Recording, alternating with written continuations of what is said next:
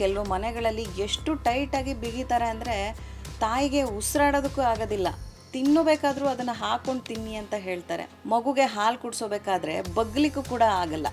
So ಆ ಥರ ಮಾಡ್ಕೊಳ್ಬಾರ್ದು. ಬಾಣಂತಿಯರು normal ಡೆಲಿವರಿನೇ ಆಗಿರ್ಬೋದು, ಸಿಸೇರಿಯನ್ನೇ ಆಗಿರ್ಬೋದು, ಎಷ್ಟು ಬೇಗ ಆಕ್ಟಿವಿಟಿ ಶುರು ಮಾಡ್ತಾರೋ ಈ ಪೈಲ್ಸ್ ಆಗೋದು, ಕಾನ್ಸ್ಟಿಪೇಷನ್ ಆಗೋದು ಅರ್ಧ ತಪ್ಪುತ್ತೆ. ತುಂಬ ಬಿಸಿ ಬಿಸಿ ನೀರು ಅವಶ್ಯಕತೆ ಇಲ್ಲ ಮಗುಗೆ. ಇದರಿಂದ ಏನು ಪ್ರಯೋಜನ ಇಲ್ಲ. ಇನ್ಫ್ಯಾಕ್ಟ್ ಇದರಿಂದ ಸೈಡ್ ಎಫೆಕ್ಟ್ಸ್ ಜಾಸ್ತಿ. ಮೂಗು ಎತ್ತೋದ್ರಿಂದ ಎಲ್ಲರದು ಮೂಗು ಚೆನ್ನಾಗಿರೋದಾಗಿದ್ರೆ ಈಗ ನಮ್ಮ ಜನ್ರೇಷನ್ ಅವ್ರು ಎಲ್ಲರಿಗೂ ರಾಜ್ಕುಮಾರ್ ಥರ ಮೂಗಿರಬೇಕಿತ್ತು.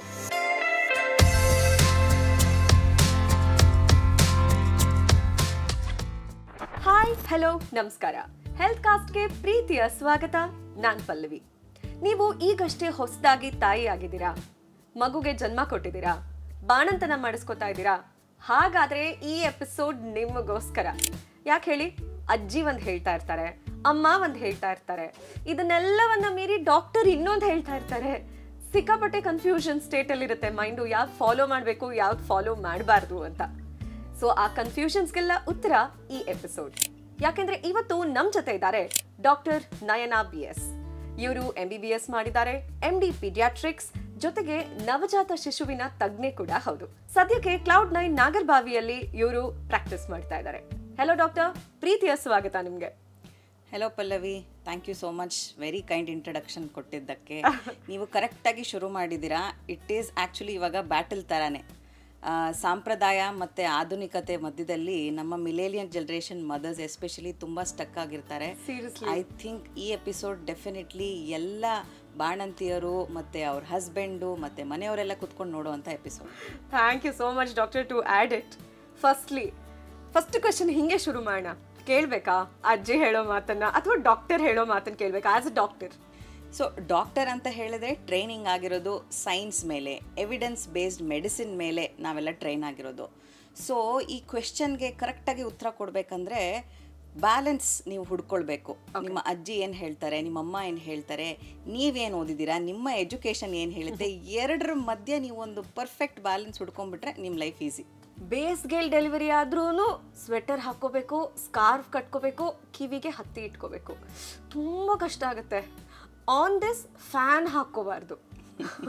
ಇದಕ್ಕೆಲ್ಲ ಅರ್ಥ ಇದೆಯಾ? ಅರ್ಥ ಇದೆಯಾ ಅನ್ನೋದು ಒಂದು ಸ್ವಲ್ಪ ಅವರ ಆಚರಣೆಗೆ ನಾವು ಒಂದು ಸ್ವಲ್ಪ ತಗ್ಸೋ ಹಾಗೆ ಅಂತ ಅಂದ್ಕೊಂಬಿಡಿ. ಸೊ ನನ್ನ ಅನಿಸಿಕೆ ಏನು ಇದ್ರ ಮೇಲೆ ಅಂತ ಹೇಳಿದ್ರೆ, ಈಗ ಬೇಸ್ಗೆ ಅಂತ ಹೇಳಿದ್ರೆ ನಿಮಗೆ ಅದನ್ನು ಇಟ್ಕೊಂಡು ಸ್ಕಾರ್ಫ್ ಹಾಕ್ಕೊಂಡು ಮಫ್ಲರ್ ಹಾಕ್ಕೊಂಡು ನಿಮಗೆ ಕಂಫರ್ಟಬಲ್ ಅನಿಸ್ತಾ ಇದ್ದರೆ ಮಾಡಿ. ಅನ್ನಿಸ್ತಾ ಇಲ್ವಾ, ಟಾರ್ಚರ್ ಆಗ್ತಾ ಇದೆಯಾ, ಮಾಡಬೇಡಿ. ಸಿಂಪಲ್. ಅದೇ ಚಳಿಗಾಲ ಬಂತು ಅಂತ ಹೇಳಿದ್ರೆ ನ್ಯಾಚುರಲಿ ನಿಮಗೂ ಸ್ವಲ್ಪ ಬೆಚ್ಚಗಿರಬೇಕು ಅಂತ ಅನಿಸುತ್ತೆ. ಇದರ ಹಿಂದೆ ಇರೋ ಸೈನ್ಸ್ ಏನು ಅಂತ ಹೇಳಿದ್ರೆ, ಆ ಕಾಲದಲ್ಲಿ ನೆಗಡಿ ಶೀತ ಆಗತ್ತೆ ಈ ಥರ ಹಾಕ್ಕೊಂಡಿಲ್ಲ ಅನ್ನೋ ಒಂದು ನಂಬಿಕೆ ಇತ್ತು. ಬಟ್ ಆ್ಯಕ್ಚುಲಿ ಇನ್ಫೆಕ್ಷನ್ಸ್ ಆಗೋದು ವೈರಸ್ಸು, ಬ್ಯಾಕ್ಟೀರಿಯಾ, ಅಲರ್ಜಿಯಿಂದ. ಅದನ್ನು ಅವ್ರಿಗೆ ಯಾರಿಗೂ ಹೇಳ್ಕೊಟ್ಟಿರಲಿಲ್ಲ. ಅದಕ್ಕೋಸ್ಕರ ಅದು ಹಾಗೆ ಸಂಪ್ರದಾಯ ಆಗಿ ಬಂದ್ಬಿಡ್ತು. ಬಟ್ ನಾನೇನು ಹೇಳೋದು ಬಾಣಂತಿಯರಿಗೆ ಅಂದರೆ, ನಿಮಗೆ ಈ ಮಫ್ಲರು, ಕಿವಿಗೆ ಹತ್ತಿ ಇಟ್ಕೊಳ್ಳೋದು ಅಥವಾ ಸ್ವೆಟರ್ ಹಾಕ್ಕೊಳ್ಳೋದು ಕಂಫರ್ಟಬಲ್ ಅನ್ನಿಸ್ತಾ ಬೇಸಿಗೆಗಾಲದಲ್ಲಿ ಮಾಡ್ಕೊಳ್ಳಿ. ಅನ್ನಿಸ್ತಾ ಇಲ್ವಾ, ಮಾಡಬೇಡಿ. ಸಿಂಪಲ್. ಅಲ್ಲ, ಮತ್ತೆ ಮಗುಗೇನಾದರೂ ಆಗಿ ಮತ್ತೆ ಬಾಣಂತಿಗೆ ಶೀತ ನೆಗಡಿ ಆಗಿ, ಅದೇ ಹೇಳಿದ್ನಲ್ಲ, ಇನ್ಫೆಕ್ಷನ್ಸ್ ಆಗೋದು ಈ ಗಾಳಿ ಕಿವಿಯಲ್ಲಿ ಹೋಗೋದ್ರಿಂದನೋ ಅಥವಾ ನೀವು ತಲೆಯೆಲ್ಲ ಫುಲ್ಲು ಬೆಚ್ಚಗೆ ಇಟ್ಕೊಂಡ್ರೆ ಅದರಿಂದ ಪ್ರಿವೆಂಟ್ ಆಗುತ್ತೆ ಅಂತನೋ ಅಂತ ಏನೂ ಎವಿಡೆನ್ಸ್ ಇಲ್ಲ. ಸೊ ಬೇಸಿಕಲಿ ಅದಕ್ಕೆ ಇರೋ ಸೈಂಟಿಫಿಕ್ ಬ್ಯಾಕ್ಗ್ರೌಂಡ್ ಇದು. ಸೊ ನೀವು ಕಿವಿಗೆ ಗಾಳಿ ಹೋಗಿದ ತಕ್ಷಣ ಅದರಿಂದ ವೈರಸ್, ಬ್ಯಾಕ್ಟೀರಿಯಾ ಎಂಟರ್ ಆಗಿ ಅಥವಾ ನಿಮ್ಮ ಎನ್ವಿರಾನ್ಮೆಂಟಲ್ಲಿ ಇದ್ದು ಅದೆಲ್ಲ ನೀವು ಮಾಡಿಕೊಂಡ್ರೂ ಕೂಡ ನಿಮಗೆ ನೆಗಡಿ ಆಗುತ್ತೆ. ಸೊ ಬೇಸಿಕಲಿ ಇದರ ಬ್ಯಾಕ್ಗ್ರೌಂಡ್ ಇನ್ಫಾರ್ಮೇಷನ್ ಏನು ಗೊತ್ತಿರಬೇಕು ಮದರ್ಸ್ಗಾಗಲಿ ಅಥವಾ ಅವರಿಗೆ ಸಪೋರ್ಟ್ ಸಿಸ್ಟಮ್ ಯಾರೇ ಇದ್ದರೂ. ಸೊ ವೈರಸ್, ಬ್ಯಾಕ್ಟೀರಿಯಾ ಇಂದ ಇನ್ಫೆಕ್ಷನ್ಸ್ ಆಗೋದು, ನೀವು ಅದ್ರ ಸುತ್ತಲೂ ನಿಮ್ಗೆ ಏನೇನು ಕಂಫರ್ಟೇಬಲ್ ಆಗಬೇಕು ಅಂತ ನೀವು ಮಾಡ್ಕೊಳ್ತಾ ಇದ್ರೆ ಆ ಸಂಪ್ರದಾಯನ ಮಾಡಿ, ಏನೂ ಹಾರ್ಮಿಲ್ಲ. ಓಕೆ. ಆ್ಯಂಡ್ ಅಗೇನ್ ಫ್ಯಾನ್ ವಿಚಾರಕ್ಕೆ ಬಂದರೆ, ಮಗುಗೆ ಉಸಿರು ಕಟ್ಟುತ್ತೆ, ಈಗಷ್ಟೇ ಹುಟ್ಟಿರೋ ಮಗುಗೆ ಫ್ಯಾನ್ ಹಾಕೋಬಾರ್ದು ಅಂತಾರೆ. Is it really true? No, true ಅಲ್ಲ ಅಲ್ವಾ. ಸೊ ಬೇಸಿಕ್ಲಿ ನಾನು ಕೊಡೋ ಅಡ್ವೈಸ್ ಪೇರೆಂಟ್ಸಿಗೆ ಏನು ಅಂತ ಹೇಳಿದ್ರೆ, ಈಗ ಹಸುಗೂಸು ಮನೇಲಿ ಇರೋದ್ರಿಂದ ಆಬ್ವಿಯಸ್ಲಿ ಫ್ಯಾನ್ 4 ಸ್ಪೀಡಿಗೆ ಇಟ್ಬಿಟ್ಟು ಮಗುನ ಕೆಳಗಡೆ ಇಡಿ ಅಂತ ಅಲ್ಲ.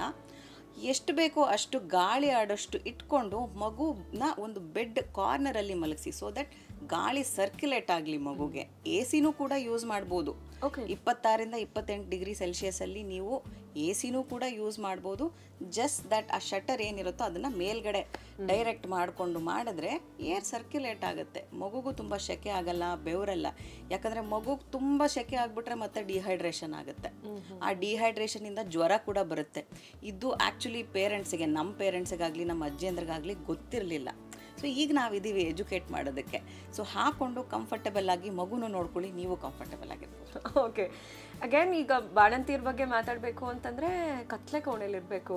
ಅಜ್ಜಿ ಕಾಲದಲ್ಲಿ ಯಾವಾಗೋ ಅದನ್ನ ತುಂಬಾ ಪರ್ಟಿಕ್ಯುಲರ್ ಆಗಿ ಹೇಳ್ತಾ ಇದ್ರು. ನೋಡಿ, ಇದು ಸಮಥಿಂಗ್ ನಾವು ಯೋಚನೆ ಮಾಡಬೇಕು. ಕತ್ಲೆ ಕೋಣೆಲಿ ಇದ್ಕೊಂಡ್ಬಿಟ್ರೆ ಕ್ಲಾಸ್ಟ್ರೋಫೋಬಿಯಾ ಅಂತ ಕೇಳಿದಿರ್ತಾರೆ. ಈ ಕ್ಲಾಸ್ಟ್ರೋಫೋಬಿಯಾ ಅನ್ನೋದು ಕತ್ಲೆ ಕೋಣೆಯಲ್ಲಿ ಇಷ್ಟೇ ಕೋಣೆಯಲ್ಲಿ ಇದ್ಕೊಂಡ್ರೆ ಡಿಪ್ರೆಷನ್ ಶುರು ಆಗುತ್ತೆ. ಬಾಣಂತಿಯರ್ ಸಣ್ಣಿ ಅಂತ ಹೇಳ್ತೀವಲ್ವ, ಈ ಸನ್ನಿ ಅಂತ ಶುರು ಆಗೋದು ಈ ಎಲ್ಲ ಫ್ಯಾಕ್ಟರ್ಸಿಂದಾನೆ. ಸೊ ಸ್ವಲ್ಪ ಮನೆಯಲ್ಲಿ ಯಾರು ಜೊತೆಗಿರ್ತಾರೆ ಬಾಣಂತಿಯರ ಜೊತೆಗೆ, ಇದೆಲ್ಲನೂ ಸ್ವಲ್ಪ ತಲೆಯಲ್ಲಿಟ್ಕೊಂಡು ಈ ಸಂಪ್ರದಾಯಗಳನ್ನ ಫಾಲೋ ಮಾಡಬೇಕು. ಕತ್ಲೆ ಕೋಣೆಯಲ್ಲಿ ಒಂದೇ ಕಡೆ ಬರೀ ಮಗು ಜೊತೆ ಕುತ್ಕೊಂಡಿದ್ರೆ ಬಾಣಂತಿ ಕತೆ, ಅವರ ಮೆಂಟಲ್ ಹೆಲ್ತ್ ಕತೆ ಏನಾಗಬೇಕು ಅದನ್ನು ಯೋಚನೆ ಮಾಡಬೇಕು. ಬೆಳಕು ಬಂದರೆ ಎಂಥ ಬೂಸ್ಟ್ ಗೊತ್ತಾ, ಮೆಂಟಲ್ ಹೆಲ್ತ್ ಬೂಸ್ಟ್ ಆಗುತ್ತೆ. ಸೆರೆಟೋನಿನ್ ಅನ್ನೋ ಒಂದು ಹಾರ್ಮೋನ್ ರಿಲೀಸ್ ಆಗುತ್ತೆ ಸನ್ಲೈಟಿಗೆ ಬಾಣಂತಿ ಮತ್ತು ಮಗುನ ಎಕ್ಸ್ಪೋಸ್ ಮಾಡೋದಕ್ಕೆ. ಈ ವಿಷಯನ ನಾನು ಇಲ್ಲೇ ಹೇಳ್ಬಿಡ್ತೀನಿ. ಮಕ್ಕಳನ್ನ ಸನ್ಲೈಟ್ಗೆ ತೋರಿಸಿ, ಬೆಳಕಿಗೆ ತೋರಿಸಿ ಅಂತ ಹೇಳೋ ಕಾರಣನೇ ಇದು. ಅದರಿಂದ ಕಾಮಾಲೆ ಕಮ್ಮಿ ಆಗುತ್ತೆ, ಜಾಂಡಿಸ್ ಕಮ್ಮಿ ಆಗುತ್ತೆ ಅಂತ ಅಲ್ಲ ನಮ್ಮ ಪೂರ್ವಜರು ಅದನ್ನು ಸ್ಟಾರ್ಟ್ ಮಾಡ್ಕೊಂಡಿದ್ದು. ಅದನ್ನು ಆ್ಯಕ್ಚುಲಿ ಸ್ಟಾರ್ಟ್ ಮಾಡ್ಕೊಂಡಿದ್ದು ಬಾಣಂತಿಯರು ಮತ್ತು ಮಗು ಸೂರ್ಯನ ಬೆಳಕಿಗೆ ತೋರಿಸಿದ್ರೆ ಬಾಣಂತಿ ಮೂಡ್ ಇಂಪ್ರೂವ್ ಆಗುತ್ತೆ, ಮಕ್ಕಳಿಗೆ ಬೆಳಗ್ಗೆ ರಾತ್ರಿ ಅರ್ಥ ಆಗೋಕ್ಕೆ ಶುರು ಆಗಲಿ ಅನ್ನೋ ರೀಸನ್ಗೆ ಸೂರ್ಯನ ಬೆಳಕಿಗೆ ಇಡೋಕ್ಕೆ ಶುರು ಮಾಡಿದ್ದು. ಅದು ಮಧ್ಯದಲ್ಲಿ ಏನೋ ಕತೆ ಆಗಿಬಿಟ್ಟು ಅದರಿಂದ ಕಾಮಾಲೆ ಕಮ್ಮಿ ಆಗಿಬಿಡುತ್ತೆ ಅಂತ ಹೇಳಿ ಕತೆ ಆಗೋಯ್ತು ಅಷ್ಟೆ. ಇನ್ನೊಂದು, ಡೆಲಿವರಿ ಆದಮೇಲೆ ಸೀರೆ ಕಟ್ಟಬೇಕು ಹೊಟ್ಟೆಗೆ, ಆಗ ಹೊಟ್ಟೆ ಒಳಗೆ ಹೋಗುತ್ತೆ. ಇಲ್ದಿದ್ರೆ ಅದು ಏನು ಎಕ್ಸ್ಪ್ಯಾಂಡ್ ಆಗಿದೆಯೋ ಅದು ಹಾಗೆ ಇರುತ್ತೆ. ಇದು ನಿಜಾನ? ನೋಡಿ, ಈ ಸಂಪ್ರದಾಯದ ಹಿಂದೆನೋ ಒಂದು ಸೈಂಟಿಫಿಕ್ ರೀಸನ್ ಇತ್ತು. ಸೊ ಬೇಸಿಕಲಿ ಇದನ್ನ ಟಮ್ಮಿ ಬೈಂಡಿಂಗ್ ಅಂತ ನಾವು ಹೇಳ್ತೀವಿ ಮೆಡಿಸಿನಲ್ಲಿ. ಟಮ್ಮಿ ಬೈಂಡಿಂಗ್ ಅನ್ನೋದು ನಮ್ಮ ಪೂರ್ವಜರಾಗಲಿ, ನಮ್ಮ ಅಜ್ಜಿ ಆಗಲಿ, ನಮ್ಮ ಮುತ್ತಜ್ಜಿಯರು ಏನಕ್ಕೆ ಶುರು ಮಾಡಿದ್ರು ಅಂದರೆ, ಈ ಪ್ರಸವ ಅಂತ ಅಥವಾ ಗಿವಿಂಗ್ ಬರ್ತ್ ಅಂತ ಏನು ಹೇಳ್ತೀವಿ, ಅದಾಗಿದ್ಮೇಲೆ ಯುಟ್ರಸ್ ಚಿಕ್ಕದಿದ್ದ ಸೈಜ್ ದೊಡ್ಡದಾಗಿರುತ್ತೆ. ಬರ್ತ್ ಆದಮೇಲೆ ಅದು ಶ್ರಿಂಕ್ ಆಗಿ ಕಾಂಟ್ರಾಕ್ಟ್ ಆಗಿ ಅವ್ರ ಒರಿಜಿನಲ್ ಸೈಜಿಗೆ ಹೋಗಬೇಕಲ್ವಾ, ಆ ಸೈಜು ಹೋಗಲಿಕ್ಕೆ ಹೆಲ್ಪ್ ಆಗಲಿ ತಾಯಂದ್ರಿಗೆ ಅನ್ನೋದಕ್ಕೆ ಈ ಟಮ್ಮಿ ಬೈಂಡಿಂಗ್ ಅಥವಾ ಸೀರೆ ಕಟ್ಟೋದು ಶುರುವಾಗಿದ್ದು. ಹಾಗೆ ಮಧ್ಯದಲ್ಲಿ ಏನೋ ಕತೆಯಾಗಿ ಇದು ಹೊಟ್ಟೆ ಕರಗ್ಸಕ್ಕೆ, ವೇಟ್ ಲಾಸ್ಗೆ ಅಂತ ಆಗಿಬಿಡ್ತು. ಬಟ್ ಒರಿಜಿನಲ್ ರೀಸನ್ ಇದು. ಟಮ್ಮಿ ಬೈಂಡಿಂಗ್ ಅಂತ ಹೇಳೋದು ಯುಟರಸ್ನ ಹೀಲಿಂಗ್, ಇನ್ಫ್ಲಮೇಷನ್ ಕಡಿಮೆ ಆಗಲಿ, ತಾಯಿಗೆ ಓಡಾಡಬೇಕಾದ್ರೆ ಅದೊಂದು ಸಪೋರ್ಟ್ ಇರಲಿ ಅಂತ ಹೇಳಿ ಟಮ್ಮಿ ಬೈಂಡಿಂಗ್ ಮಾಡೋದು. ವೇಟ್ ಲಾಸ್ ಅಥವಾ ಫ್ಯಾಟ್ ಲಾಸ್ ಹೊಟ್ಟೆ ಭಾಗದಲ್ಲಿ ಮಾಡೋದಕ್ಕೆ ಅಲ್ಲ. And I think C section ಮಾಡಿಸ್ಕೊಂಡವ್ರಿಗೆ ಸ್ವಲ್ಪ ಬೆನ್ನಿಗೆ ಸಪೋರ್ಟು ಕೂಡ ಸಿಗುತ್ತೆ ಅನ್ಸುತ್ತಲ್ವಾ ಟಮ್ಮಿ ಬೈಂಡಿಂಗ್ ಮಾಡೋದು? ಹೌದು ಹೌದು, ಖಂಡಿತ. ಸೊ ಈ ಥರ ಮಾಡಿದಾಗ ಹೊಟ್ಟೆ ಕೆಳಭಾಗದಿಂದ ಅಲ್ವಾ ಟಮ್ಮಿ ಬೈಂಡಿಂಗ್ ಆಗೋದು. ಸೊ ಸಪೋರ್ಟ್ ಸಿಗುತ್ತೆ. ಕೂತ್ಕೊಂಡು ಹಾಲು ಕುಡಿಸೋದಕ್ಕೇನು ಕೂಡ ಎಷ್ಟೋ ಮದರ್ಸಿಗೆ ಅದು ಕಂಫರ್ಟ್ ಅನಿಸೋದು. ಬಟ್ ನೆನ್ಪಿಟ್ಕೊಳ್ಬೇಕು, ಯಾವುದೇ ಬಾಣಂತಿ ಇದನ್ನು ತುಂಬ ಟೈಟಾಗಿ ಕತ್ಕೊಂಡ್ಬಿಟ್ರೆ ಅಲ್ಲಿ ಸರ್ಕ್ಯುಲೇಷನ್ ಅಥವಾ ರಕ್ತ ಸಂಚಲನೆ ಕಡಿಮೆ ಆಗಿ ಅದರ ಕಾಂಪ್ಲಿಕೇಶನ್ಸ್ ಕೂಡ ಆಗ್ಬೋದು. ಸೊ ಯಾರು ಈ ಟಮ್ಮಿ ಬೈಂಡಿಂಗ್ ಮಾಡಿಸ್ಕೊಳ್ತಾರೆ ಅದು ಕಂಫರ್ಟೇಬಲ್, ಬಾಣಂತಿಗೆ ಕಂಫರ್ಟೇಬಲ್ ಆಗಿರೋ ಹಾಗೆ ಮಾಡ್ಕೋಬೇಕು. ನಾನು ನೋಡಿದ್ದೀನಿ ಕೆಲವು ಮನೆಗಳಲ್ಲಿ ಎಷ್ಟು ಟೈಟಾಗಿ ಬಿಗಿತಾರೆ ಅಂದರೆ ತಾಯಿಗೆ ಉಸಿರಾಡೋದಕ್ಕೂ ಆಗೋದಿಲ್ಲ. ತಿನ್ನಬೇಕಾದ್ರೂ ಅದನ್ನು ಹಾಕೊಂಡು ತಿನ್ನಿ ಅಂತ ಹೇಳ್ತಾರೆ. ಅಂದರೆ ಸಿಕ್ಕಾಪಟ್ಟೆ ಹಿಂಸೆ ಆಗುತ್ತೆ ಅಂತ ಎಷ್ಟೊಂದು ಜನ ಬಂದು ಹೇಳ್ಕೊಂಡಿದ್ದಾರೆ ಕೂಡ. ಮಗುಗೆ ಹಾಲು ಕುಡಿಸೋಬೇಕಾದ್ರೆ ಬಗ್ಲಿಕ್ಕೂ ಕೂಡ ಆಗಲ್ಲ. ಸೊ ಆ ಥರ ಮಾಡ್ಕೊಳ್ಬಾರ್ದು. ಸಂಪ್ರದಾಯನ ಫಾಲೋ ಮಾಡಿ, ಯಾರು ಬೇಡ ಅಂತ ಹೇಳ್ತಿಲ್ಲ. ಬಟ್ ನೀವು ಯಾರಿಗೆ ಮಾಡ್ತಿದ್ದೀರಾ ಅವರಿಗೆ ಅದು ಕಂಫರ್ಟೇಬಲ್ ಆಗಿರಬೇಕು. ಅವ್ರು ಅದರಲ್ಲಿ ಚೆನ್ನಾಗಿ ಅನ್ಸಿದ್ರೆ ಮಾತ್ರ ಆ ಸಂಪ್ರದಾಯ ಮಾಡ್ತಿರೋದಕ್ಕೊಂದು ಅರ್ಥ ಇರುತ್ತೆ. ಸೊ ಈ ಹೊಟ್ಟೆ ಕಟ್ಟೋದನ್ನು ಮಿತವಾಗಿ ಕಟ್ಕೊಳ್ಳಿ ಅಂತ ಹೇಳೋದಷ್ಟೆ. ಓಕೆ, ಯಾವುದೇ ಒಂದು ಸಂಪ್ರದಾಯ ಶುರು ಆಗಿದ್ರೆ ಅದ್ರ ಹಿಂದೆ ಯಾವುದೋ ಒಂದು ಒಳ್ಳೆ ಕಾರಣ ಇರುತ್ತೆ. ಮಧ್ಯದಲ್ಲಿ ಈ ಸೆಂಚುರಿಗಳ ಡಿಫ್ರೆನ್ಸು ಲ್ಯಾಗಿಂದ ಪ್ರಾಬಬ್ಲಿ ಆ ಕಥೆಗಳೆಲ್ಲ ಹುಟ್ಟಿ ಅದು ಹಾಗೆ ಬೆಳ್ಕೊಂಬಂದ್ಬಿಟ್ಟಿದೆ. ಅದನ್ನು ಮಾಡಿಫೈ ಮಾಡಿಬಿಟ್ಟು ಟಾರ್ಚರಸ್ ಆಗಿ ಮಾಡಿಬಿಟ್ಟಿದ್ದಾರೆ ಅಷ್ಟೇ. ಓಕೆ, ಈಗ ಬಾಣಂತಿಯರ ಡಯಟ್ ವಿಚಾರಕ್ಕೆ ಬಂದರೆ, ಈಗಷ್ಟೇ ಡೆಲಿವರಿ ಆಗಿದೆ, ಚಪಾತಿ ಎಲ್ಲ ತಿನ್ನಬಾರ್ದು, ಅವಲಕ್ಕಿ ತಿನ್ನಬಾರ್ದು, ಗ್ಯಾಸ್ ಆಗುತ್ತೆ, ರವೆ ಎಲ್ಲ ತಿನ್ನಬಾರ್ದು, ಆಮೇಲೆ ಅಗದು ತಿನ್ನುವಂಥ ಪದಾರ್ಥ ಯಾವುದನ್ನು ತಿನ್ನಬಾರ್ದು, ಯಾಕೆಂದರೆ ಹಲ್ಲುಗಳು ಒಸಡುಗಳು ಎಲ್ಲ ಲೂಸ್ ಆಗಿರುತ್ತೆ. ಸೊ ಹಾಗಾಗಿ ಆ ಥರದನ್ನೆಲ್ಲ ತಿನ್ನಬಾರ್ದು. ಇದು ಡೆಫಿನೆಟ್ಲಿ ಅಜ್ಜಿ ಕಾಲದ ಅಡುಗುಲಜ್ಜಿ ಕಥೆನೆ. ಓಕೆ. ಸೊ ಇದಕ್ಕೆ ಡೆಫಿನೆಟ್ಲಿ ಸೈಂಟಿಫಿಕ್ ಎವಿಡೆನ್ಸ್ ಖಂಡಿತ ಇಲ್ಲ. ಇದ್ರ ಬಗ್ಗೆ ನಾನು ಸುಮಾರು ರಿಸರ್ಚ್ ಕೂಡ ಮಾಡಿ ನೋಡಿದೆ. ಡಯಟ್ ಬಗ್ಗೆ ಏನಾದರೂ ಈ ಥರ ರೆಸ್ಟ್ರಿಕ್ಷನ್ಸ್ ಹಿಂದಿನ ಕಾಲದಲ್ಲಿ ಇತ್ತಾ, ಯಾಕಿತ್ತು ಅಂತ. ಬಟ್ ಡೆಫಿನೆಟ್ಲಿ ಏನು ಎವಿಡೆನ್ಸ್ ಇಲ್ಲ. ಈಗ ನಾನು ಬೇರೆ ಎಕ್ಸಾಂಪಲ್ಸ್ ಕೊಟ್ಟಾಗ ನೀವು ರಿಸರ್ಚ್ ಮಾಡಿ ನೋಡಿದರೆ ಆ್ಯಕ್ಚುಲಿ ಒರಿಜಿನಲ್ ರೀಸನ್ ನಿಮಗೆ ಸಿಕ್ಬಿಡುತ್ತೆ. ಬಟ್ ಈ ಥರ ಡಯಟ್ ವಿಷಯಕ್ಕೆ ನಿಮಗೆ ಏನೂ ಸಿಕ್ಕೋದಿಲ್ಲ. ಸೊ ಏನಕ್ಕೆ ಈ ಥರ ಹೇಳಿರ್ಬೋದು ಅಂತ ಹೇಳಿದ್ರೆ, ಆ ಟೈಮಲ್ಲಿ ತಾಯಿ ಒಂದು ಸ್ವಲ್ಪ ಸ್ಟ್ರೆಸ್ಡ್ ಇರ್ತಾರೆ, ಇರಿಟೇಟೆಡ್ ಇರ್ತಾರೆ. ಸೊ ಅವರಿಗೆ ಸ್ವಲ್ಪ ಮೃದುವಾಗಿ ಊಟ ಕೊಟ್ಟರೆ ಸ್ವಲ್ಪ ಒಳ್ಳೆ ಮೂಡ್ ಬರ್ಬೋದು ಅಂತಲೂ ಇರಬಹುದೇನೋ. ಬಟ್ ಡೆಫಿನೆಟ್ಲಿ ಇದಕ್ಕೇನು ಎವಿಡೆನ್ಸ್ ಇಲ್ಲ ದಟ್ ಚಪಾತಿ ಅವಲಕ್ಕಿ ತಿಂದರೆ ಅವ್ರಿಗೆ ಹೊಟ್ಟೆ ಉಬ್ರ ಆಗುತ್ತೆ ಅಥವಾ ಜಗಿಯೋಕ್ಕೆ ಕಷ್ಟ ಆಗುತ್ತೆ ಅಥವಾ ಹಲ್ಲುದ್ರೋಗ್ಬಿಡುತ್ತೆ, ಆ ಥರ ಖಂಡಿತ ಇಲ್ಲ. ಇನ್ಫ್ಯಾಕ್ಟ್ ನಾನೇನು ಹೇಳ್ತೀನಿ ಆ್ಯಸ್ ಅ ಡಾಕ್ಟರ್ ಅಂತ ಹೇಳಿದ್ರೆ, ಯಾವುದೇ ಮಗುಗೆ ಜನ್ಮ ಕೊಟ್ಟಾದಮೇಲೆ ಬ್ರೆಸ್ಟ್ ಫೀಡಿಂಗ್ ಸಮಯದಲ್ಲಿ ನಾರ್ಮಲ್ ಅಡಲ್ಟಿಗೆ ಬೇಕಾಗೋದು 1600ಇಂದ 1800 ಕ್ಯಾಲರೀಸ್. ಬಟ್ ಈ ಬಾಣಂತಿಯರಿಗೆ 2400ಇಂದ 2800 ಕ್ಯಾಲರೀಸ್ ಬೇಕು. ಸೊ ಇಷ್ಟೊಂದು ಎನರ್ಜಿ ಹೋಗ್ತಿರ್ಬೇಕಾದ್ರೆ ಚಪಾತಿ ಅವಲಕ್ಕಿ ಎಲ್ಲ ಬೇರೆ ಎಲ್ಲನೂ ಅವ್ರ ತಟ್ಟೆಲಿ ಹಾಕ್ಬೇಕು ನೀವು. ಸೊ ಒಳ್ಳೆ ಪ್ರೋಟೀನ್ ಇರೋವಂಥದ್ದು, ಕಾರ್ಬೋಹೈಡ್ರೇಟು, ಫ್ಯಾಟು ಎಲ್ಲ ಅವ್ರ ತಟ್ಟೆಯಲ್ಲಿ ಇರಬೇಕು. ಬಟ್ ಈಸಿಯಾಗಿ ಡೈಜೆಸ್ಟ್ ಆಗೋವಂಥ ಫುಡ್ ಕೊಟ್ಟರೆ ಒಳ್ಳೆಯದು ಅಂತ ಹೇಳಿ ಪ್ರಾಬಬ್ಲಿ ಈ ಸಂಪ್ರದಾಯ ಹುಟ್ಕೊಂಡಿರಬಹುದು. ಓಕೆ. ಇನ್ನೊಂದು, ದೇಹವನ್ನು ಬೆಚ್ಚಗಿಡಬೇಕು ಅನ್ನೋ ಒಂದು ವಿಚಾರಕ್ಕೆ ಬೆಳ್ಳುಳ್ಳಿ ತಿನ್ನೋದು, ಮತ್ತು ಈ ಥರ ಅಂಟುಂಡೆಗಳನ್ನು ತಿನ್ನೋದು, ಎಳ್ಳನ್ನು ತಿನ್ನೋದು, ಇದರ ಜೊತೆಗೆ ಜಾಸ್ತಿ ಕೆಲವರು ನೀರು ಕೂಡ ಕುಡಿಯಲ್ಲ, ದೇಹ ಊದ್ಕೊಂಡ್ಬಿಡತ್ತೆ ಅಂತ ಹೇಳಿ ಅಜ್ಜಿದಿರು ಹೇಳ್ತಾರೆ. ಜಾಸ್ತಿ ನೀರು ಕುಡಿಯೋಂಗಿಲ್ಲ. ಬೆಳಗ್ಗೆ ತಿಂಡಿ ತಿಂದಮೇಲೆ ಫಸ್ಟ್ ಆಫ್ ಆಲ್ ತಿಂಡಿನೇ ಇಲ್ಲ ಕೆಲವರಿಗೆ, ರೈಟ್? 2 ಹೊತ್ತು ಬಿಸಿ ಬಿಸಿ ಊಟ, of course with more quantity. So ಇದಕ್ಕೇನಾದರೂ ಒಂದು ರೀಸನ್ ಇದೆ. ಇದ್ರ ಜೊತೆಗೆ ಲೇಹ್ಯ ಎಷ್ಟು ಬಾಯ್ಲ್ಸ್ ಆಗಿರುತ್ತೆ ಕೆಲವು ಸರ್ತಿ ಅಂತಂದರೆ, ಯೋನಿಯಲ್ಲೂ ಕೂಡ ತುಂಬ ಬಾಯ್ಲ್ಸ್ ಆಗಿಬಿಟ್ಟು ಮೂತ್ರ ವಿಸರ್ಜನೆಗೂ ಕೂಡ ಕಷ್ಟ ಆಗಿಬಿಡುತ್ತೆ. ಹೌದು. ಸೊ ಇದಂತೂ ಅಡ್ರೆಸ್ ಮಾಡಲೇಬೇಕು. ನೀರು ನಮಗೆ ಹೇಗೆ ಜೀವನ ಸಾಗಿಸೋದಕ್ಕೆ ವೈಟಲು, ಬಾಣಂತಿಯರಿಗೂ ಹಾಗೆ ಅದು ವೈಟಲ್. ಸೊ ಕರೆಕ್ಟಾಗಿ ನೀರು ಕುಡ್ದಿಲ್ಲ ಅಂತ ಹೇಳಿದ್ರೆ ಅವರ ಎದೆಯಲ್ಲಿ ಹಾಲಿನ ಪ್ರೊಡಕ್ಷನ್ ಕಡಿಮೆ ಆಗುತ್ತೆ. ಇದನ್ನು ಎಲ್ಲರೂ ಮನೆಯಲ್ಲಿ ಅರ್ಥ ಮಾಡ್ಕೊಳ್ಬೇಕು. ಗಂಡು ಮಗು ಹುಟ್ಟಿದ್ರೆ ಕಡಿಮೆ ನೀರು ಕುಡಿಸ್ಬೇಕು, ಹೆಣ್ಮಗು ಹುಟ್ಟರೆ ಇಷ್ಟೇ ಕುಡಿಬೇಕು, ಇದಕ್ಕೆಲ್ಲ ಡೆಫಿನೆಟ್ಲಿ ಏನೂ ಎವಿಡೆನ್ಸ್ ಇಲ್ಲ. ತಾಯಿಗೆ ಹಾಲು ಪ್ರೊಡಕ್ಷನ್ನಿಗೆ ಊಟ ಮತ್ತು ನೀರು ಸಿಕ್ಕಾಪಟ್ಟೆ ಇಂಪಾರ್ಟೆಂಟ್. ಸೊ ಡಿಹೈಡ್ರೇಷನ್ ಆಗಿಬಿಟ್ರೆ ತಾಯಿಗೆ ಅವರ ಬ್ರೆಸ್ಟ್ ಮಿಲ್ಕ್ ಪ್ರೊಡಕ್ಷನ್ ಕಡಿಮೆ ಆದರೆ ಸಫರ್ ಯಾರಾಗೋದು? ಮಗುವಿಗೆ ಹಾಲು ಕಡಿಮೆ ಬಂದರೆ ಮಗುಗೂ ಕೂಡ ಡಿಹೈಡ್ರೇಷನ್ ಆಗುತ್ತೆ. ಡಿಹೈಡ್ರೇಷನಿಂದ ಜ್ವರ ಬರುತ್ತೆ. ಜ್ವರ ಅಷ್ಟೇ ಅಲ್ಲ, ಜಾಂಡಿಸು ಬರುತ್ತೆ. ಸೊ ಇದೆಲ್ಲ ಒಂಥರ ಲಿಂಕು. ತಾಯಿನ ನೀವು ಎಷ್ಟು ಚೆನ್ನಾಗಿ ನೋಡ್ಕೊಳ್ತೀರೋ ಮಗು ಅಷ್ಟೇ ಚೆನ್ನಾಗಿರುತ್ತೆ. ಸೊ ಡೆಫಿನೆಟ್ಲಿ ಬಾಣಂತಿಯರಿಗೆ ದಿನಕ್ಕೆ 4 ಲೀಟರಷ್ಟು ನೀರನ್ನು ಕೊಡಬೇಕು. ಮಗು ಹೇಗೆ 2 ತಾಸಿಗೆ ಹಾಲು ಕುಡಿಯುತ್ತೋ ತಾಯಿ ಹಾಗೆ 2 ತಾಸಿಗೂ ತಿನ್ನಬೇಕು, ನೀರು ಕುಡಿಬೇಕು. ಎನರ್ಜಿ ಎಷ್ಟು ಹೋಗ್ತಾ ಇರುತ್ತೆ ಅಂತ ಹೇಳಿದ್ರೆ ಬ್ರೆಸ್ಟ್ ಫೀಡಿಂಗ್ ಮಾಡಬೇಕಾದ್ರೆ ಈ ಹೊಟ್ಟೆ ಕಟ್ಟೋದು ಬಿಡ್ರಿ, ಹಾಗೆ ಎಲ್ಲ ಫ್ಯಾಟ್ ಲಾಸು ವೇಟ್ ಲಾಸು ಆಗಿಬಿಡುತ್ತೆ. ಅಷ್ಟು ಎನರ್ಜಿ ಬೇಕು ಬ್ರೆಸ್ಟ್ ಫೀಡಿಂಗ್ ಮಾಡಬೇಕು ಅಂತ ಹೇಳಿದ್ರೆ.